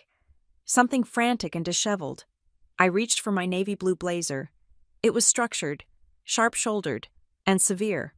I paired it with a white silk blouse that buttoned all the way to the neck, no vulnerability, no exposed skin. I put on dark trousers and black leather boots with a heel that clicked solidly against the floor. I pulled my hair back into a tight, low bun. I applied my makeup sparingly. I didn't want to hide my face, but I didn't want to look like I was trying to impress anyone. I looked in the mirror. I didn't look like Faith Stewart, the daughter who used to desperate for approval. I looked like a forensic auditor who had just found a smoking gun. You are not going there to be loved, I told my reflection. You are going there to take back the story. I walked downstairs. Marcus was waiting by the door. He had changed into a suit, but he had left the tie off. He looked like a man attending a funeral for someone he didn't particularly like. "Ready?" he asked. "No," I said honestly. "But let's go anyway." "Remember," Marcus said as he opened the door to the biting winter wind, "the moment they put a piece of paper in front of you, I step in. You don't even have to touch it." "I am not afraid of their paper anymore," I said, patting the leather tote bag where the black binder sat. "I have my own." We walked out to our separate cars. The air was frigid, the kind of Wisconsin cold that freezes the moisture in your nose instantly. As I drove toward Brookfield, rehearsing my opening lines, I thought about the text from Mrs. Montgomery. Make peace so it looks good. That was their entire philosophy. It didn't matter if the house was rotting from the inside, as long as the paint on the outside looked fresh. It didn't matter if they starved a child, as long as the family photo looked happy. Tonight, I was going to peel the paint. I turned onto the familiar streets of my childhood. The houses got bigger, the driveways longer, the lights more ostentatious. I felt a phantom ache in my chest, the ghost of the little girl who just wanted to belong in this world. But then I remembered Evan asking, "Are we not family?" And the ghost vanished, replaced by the mother who would burn this entire facade to the ground to keep him warm. I pulled up to the house. I saw the cars. I saw the lights. I took a deep breath, grabbed my binder, and prepared to crash the party of the year. The moment I stepped fully into the foyer, the heat of the house hit me like a physical blow. It wasn't just the thermal heat of a furnace working overtime to combat the Wisconsin winter. It was the suffocating, humid warmth of too many bodies packed into a space designed for appearances, not comfort. The air smelled of expensive pine candles, roasted tenderloin, and the cloying sweetness of mulled wine. To anyone else, it smelled like Christmas. To me, it smelled like a cover-up. My mother, Diane, was already moving toward me. The crowd parted for her like the Red Sea, their faces painted with identical expressions of relieved voyeurism. They were witnessing the climax of the holiday drama, and they were desperate for the happy ending my mother had promised on Facebook. Faith, Diane's voice was a bell, clear and bright, designed to reach the back of the room. She reached out and grabbed my forearms, her grip surprisingly tight. Her nails dug into the fabric of my navy blazer. "I knew you wouldn't stay mad. I told Harold. She is a Stewart. She knows where she belongs." She didn't wait for me to answer. She turned me toward the room, displaying me like a trophy hunter showing off a prize catch. "Look, everyone," she announced, beaming. "The family is whole again. Autumn is good." A ripple of applause went through the room. Actual applause.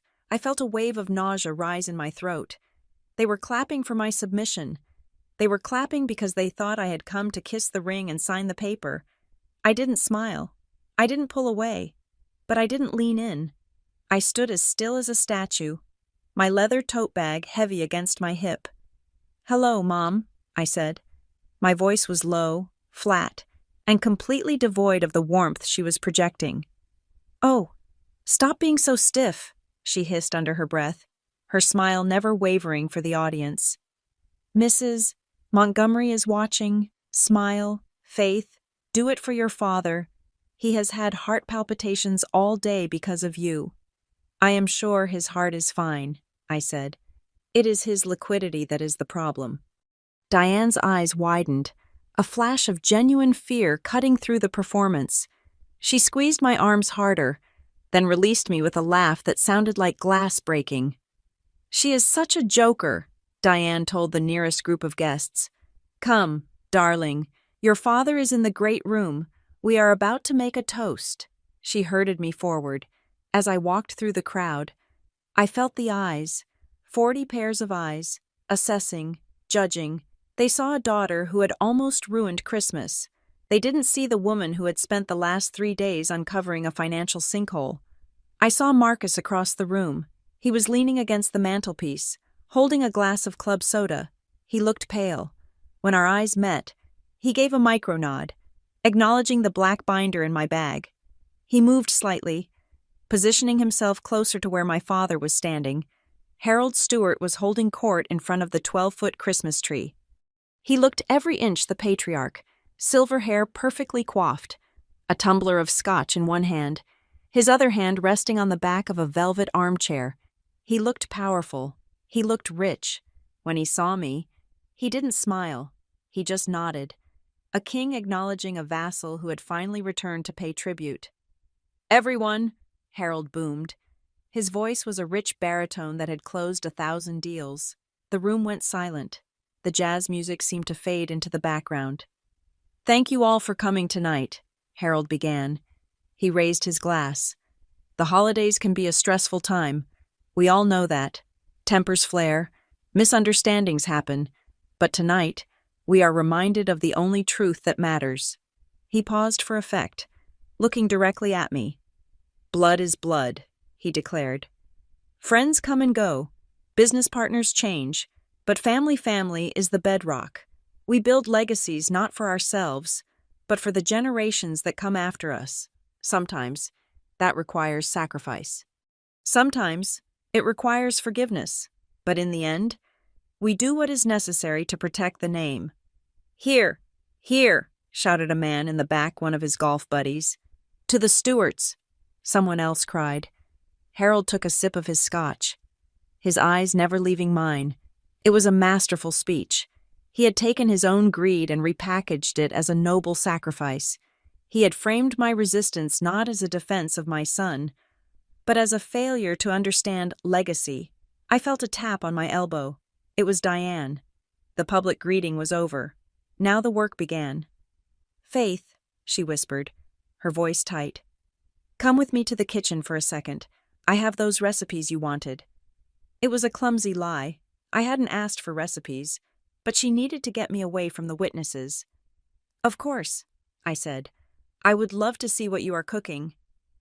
She led me through the swinging door into the kitchen.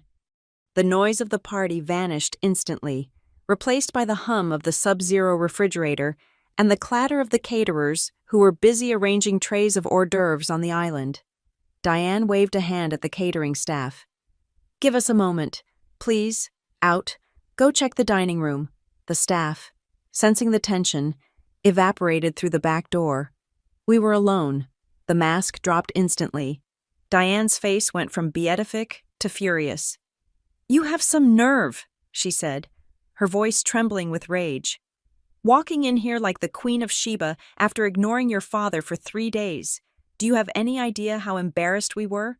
I imagine it was difficult, I said calmly. It is hard to maintain a facade when the foundation is cracking. Don't you start with that smart mouth, she snapped. She walked over to the counter where a stack of mail was sitting. She pulled out a large manila envelope. Your father is willing to overlook your tantrum. He is willing to forgive the fact that you blocked our numbers, but we need to settle this tonight. Before the dinner is served, she thrust the envelope toward me. What is this? I asked, though I knew exactly what it was. Just some small paperwork, she said, waving her hand dismissively. For the bank, to clear up the title issues so we can secure the retirement funds. It is just a formality. Faith, Arthur said it basically just says you trust your father to handle the business. I took the envelope. I opened it. Inside was a document titled, Unanimous Written Consent of the Members of Stewart Heritage Holdings, LLC. I scanned the first paragraph. The undersigned member hereby waives notice of meeting and consents to the managing member, Harold Stewart, encumbering the property known as the Bayfield Cabin as collateral for the refinancing of existing commercial debt, and there, at the bottom, was a line for my signature. And next to it, a sticky note that said, "Sign here, urgent." "It doesn't look like a formality," I said, looking up at her. "It looks like a lien. It looks like you are asking me to let Dad gamble my inheritance on a bridge loan that is already in default." Diane's face went white. Who told you that?" "I can read, Mother," I said, "and I have a lawyer." "You are being selfish," she hissed. "This is for the family. If he doesn't get this loan, we lose the Brookfield house. We lose everything. Do you want to be the reason your parents are homeless?" "I am not the one who took out a high-risk loan on a tech park that doesn't exist," I said. Diane grabbed my arm again. "Just sign it. Faith, do it now, and we can go out there and have a nice dinner. Kelsey is going to announce her promotion. Don't ruin this for her." "Her promotion?" I asked. "You mean her new role managing the consulting fees?" Diane froze. Before she could answer, the kitchen door swung open. Marcus walked in. He looked at Diane, then at me, then at the paper in my hand. "Don't sign it," Marcus said. His voice was steady, clearer than I had heard it in years. "Marcus," Diane gasped. "Get out. This is between me and your sister." "No, it isn't," Marcus said. Stepping between us, he took the paper from my hand and looked at the header. "Temporary consent." "This isn't temporary. Mom, this is a permanent subordination agreement. If she signs this, she goes to the back of the line. If Dad defaults, the bank takes the cabin, and Faith gets zero." I read the draft. "You." Diane looked at her son as if he had just slapped her. "You are siding with her after everything we have done for you." "You didn't do it for me," Marcus said. "You did it for the image, and I am done." Diane burst into tears. It was instantaneous. Her face crumpled, tears streaming down her cheeks, her shoulders shaking. "I can't believe this," she sobbed, loud enough that I worried the guests might hear through the door. "My own children, conspiring against me. I have spent my whole life building this family. I host the dinners, I buy the presents, and this is how you repay me. You are destroying my reputation. Mrs. Montgomery is out there. The Reverend is out there. What am I supposed to tell them?" I watched her cry. I watched the performance of grief. "You could tell them the truth," I said. "The truth." Diane spun on me, her eyes wet but venomous. "The truth is that you are a cold, ungrateful woman who can't get over a divorce, so you are taking it out on us. You are trying to humiliate your father because you are jealous of his success." I waited. I waited for one specific sentence. "How is Evan? I am sorry I hurt him. Is my grandson okay?" She cried for 3 minutes. She lamented her reputation. She lamented the house. She lamented the stress. She never mentioned Evan's name, not once. The kitchen door opened again. This time it was Kelsey. She breezed in, holding her wine glass, looking annoyed. "Mom, what is taking so long?" Kelsey asked. "Dad is getting impatient. He wants to do the toast." She stopped when she saw the scene, Diane sobbing, Marcus standing guard, and me holding the folder. "Oh my God," Kelsey groaned, rolling her eyes. "Are you doing this now?" "Really?" "Faith, can't you just suck it up for one night?" "She won't sign," Diane wailed, pointing at me. "She wants to see us on the street." Kelsey turned to me, her lip curling. "You are unbelievable. You always have to be the victim, don't you? Oh, poor Faith. Everyone is so mean to her. It is pathetic. Dad is trying to save the business. And you are holding a grudge over a bowl of pudding. Grow up." "It wasn't pudding," Marcus said sharply. "It was respect." "Shut up." "Marcus," Kelsey snapped. "You are just jealous because Dad put me in charge of the cabin accounts." I looked at Kelsey. I looked at the sister who had been bought with $45,000 of consulting fees. She didn't know she was a thief. She thought she was a businesswoman. That was the tragedy of it. They had corrupted her so completely, she didn't even know she was dirty. I am not playing the victim, Kelsey, I said quietly. I am playing the auditor. I put the envelope back on the counter. I am not signing this. Diane stopped crying abruptly. She wiped her face with a cocktail napkin, her expression hardening into concrete. Fine, she said. If you want to do this the hard way, we will do it the hard way. Your father is waiting. She walked to the swinging door and pushed it open. She composed her face in the reflection of the oven glass, putting the smile back on. Harold, she called out into the party, her voice gay and festive again. Harold, darling, everyone is here. Why don't we gather in the living room? I think it is time to settle everything. The chatter in the other room died down. I could hear the shuffling of feet as 40 people moved toward the center of the house. Marcus looked at me. His face was pale, but his eyes were fierce. This is it, he whispered. They are going to ambush you. Dad is going to put you on the spot in front of the Reverend. He is going to ask you to honor the family, publicly. I adjusted my grip on the black binder. I felt the weight of the Bayfield cabin facts against my side. Let him ask, I said. Are you ready? Marcus asked. Now or never. I have been ready since Christmas Eve, I said. I smoothed the front of my blazer. I took a deep breath of the kitchen air that smelled of roasting meat and old lies. Then, I pushed open the door and walked into the arena. The room was warm, smelling of pine needles and expensive cologne, but as I walked into the great room, the temperature seemed to drop 10 degrees. My father, Harold Stewart, stood by the fireplace. He looked like the portrait of a patriarch. He held his crystal tumbler of scotch, the amber liquid catching the light of the fire. The guests' neighbors, church friends, business partners were arranged around him in a semicircle of admiration. They were waiting for the speech. They were waiting for the performance of the year. I stood near the archway, my hand resting on the spine of the black binder in my bag. Marcus stood a few feet away from me, his face pale but his jaw set like stone. Friends, Harold began, his voice booming with that charismatic resonance that had sold commercial real estate for 40 years. Thank you for being here. Tonight is special. We have had a challenging week. We have had some misunderstandings. He cast a benevolent, pitying glance in my direction. But that is what the holidays are for. Forgiveness, unity, because at the end of the day, when the markets close and the noise stops, we only have one thing. He raised his glass higher. Family, Harold declared. Family means everything, the room murmured in agreement. Here, someone whispered. Does it? The voice cut through the murmur like a knife. It wasn't my voice. It was Marcus. My brother stepped away from the wall. He walked into the center of the circle, interrupting the toast. He didn't look at our father. He looked at our mother, Diane, who was standing next to Harold with a frozen smile plastered on her face. Marcus, sit down, Harold said, his voice dropping to a warning growl.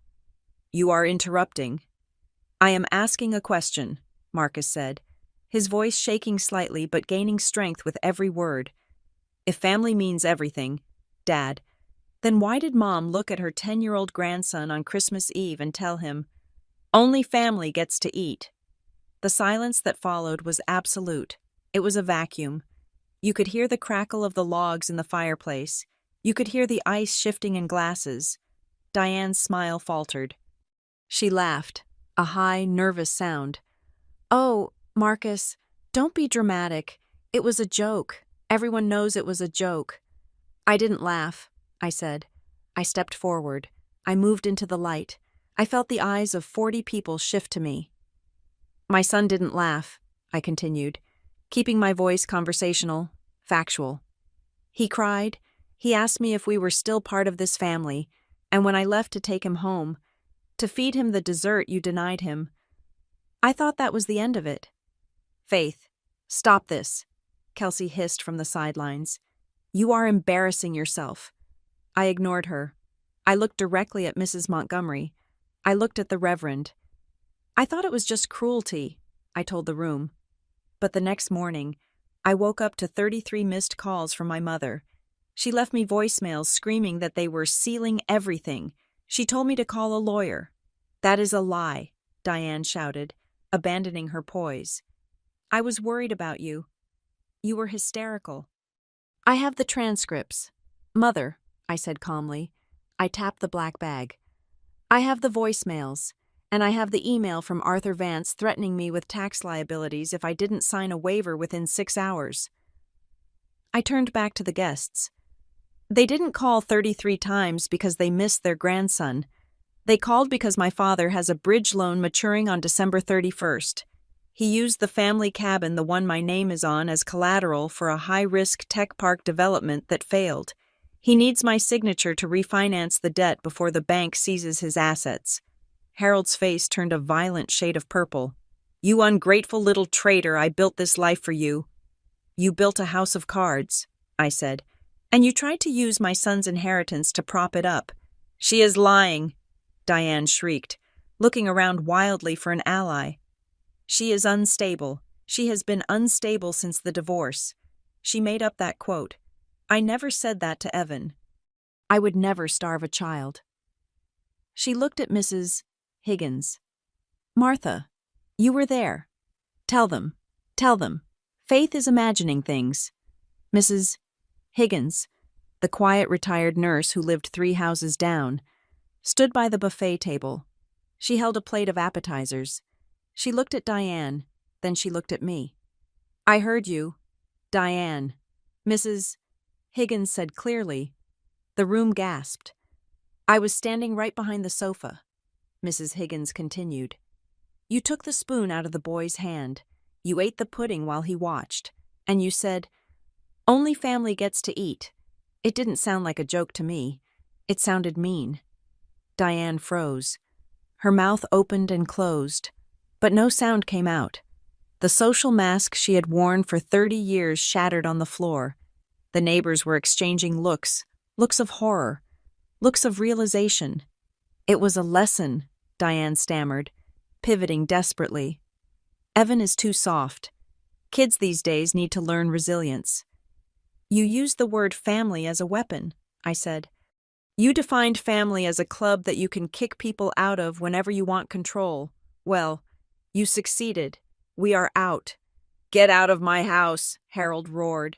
He slammed his glass down on the mantelpiece so hard that liquor splashed onto the stone.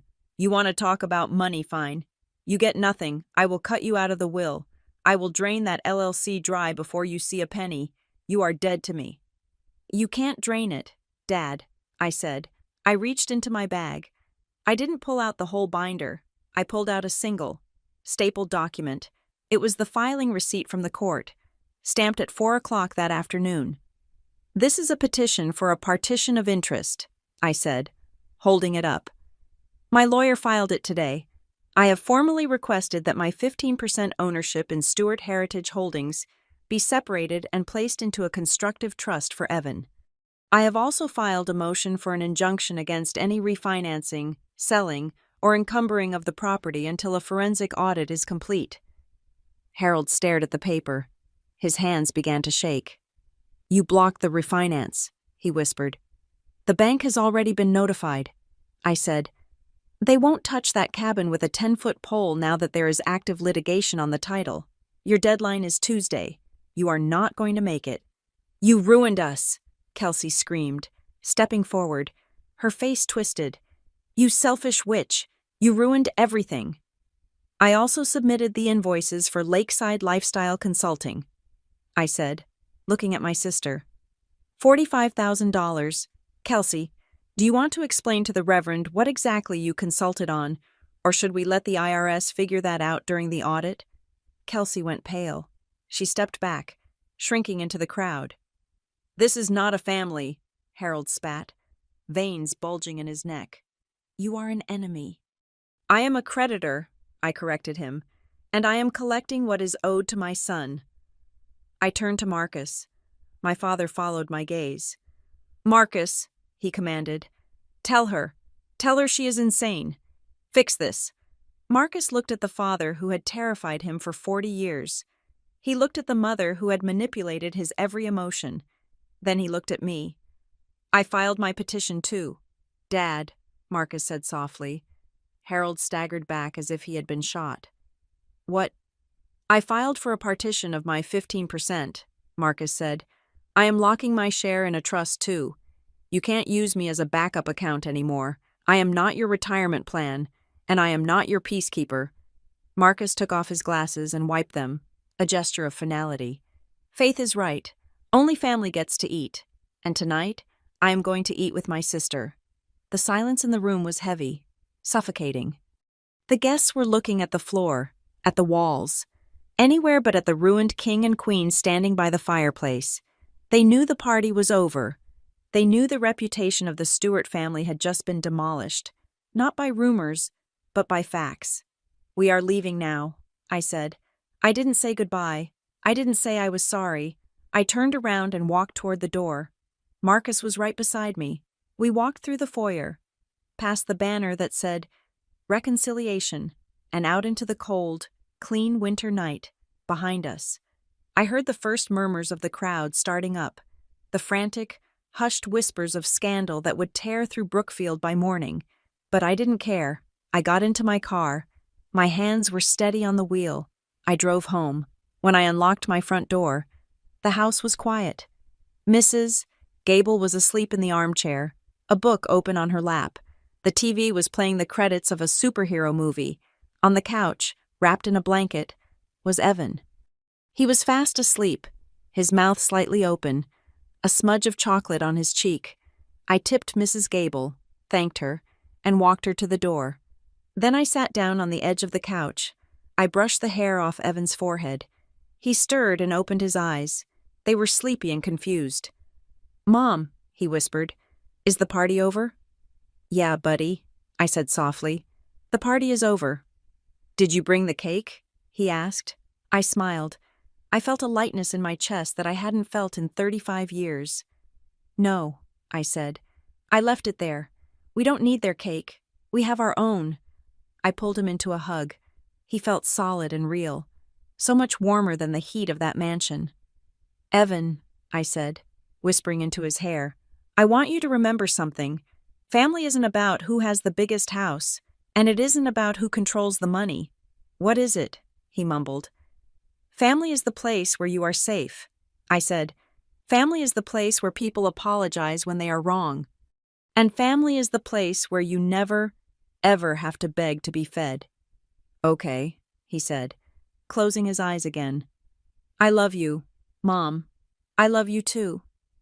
I sat there in the dark, listening to the wind howl outside. I knew what was coming. The lawsuits, the angry texts, the smear campaigns. My father would fight. My mother would victimize herself. But they couldn't touch me. Not anymore. I hadn't burned the family down. I had simply stopped standing in the fire and calling it home. And for the first time in my life, I wasn't hungry. Thank you so much for listening to this story. I would love to know where you are tuning in from. Please leave a comment below and share your thoughts on Faith's decision. If you enjoyed this story, please make sure to subscribe to the Maya Revenge Stories channel, like the video, and hit that hype button to help this story get heard by even more people.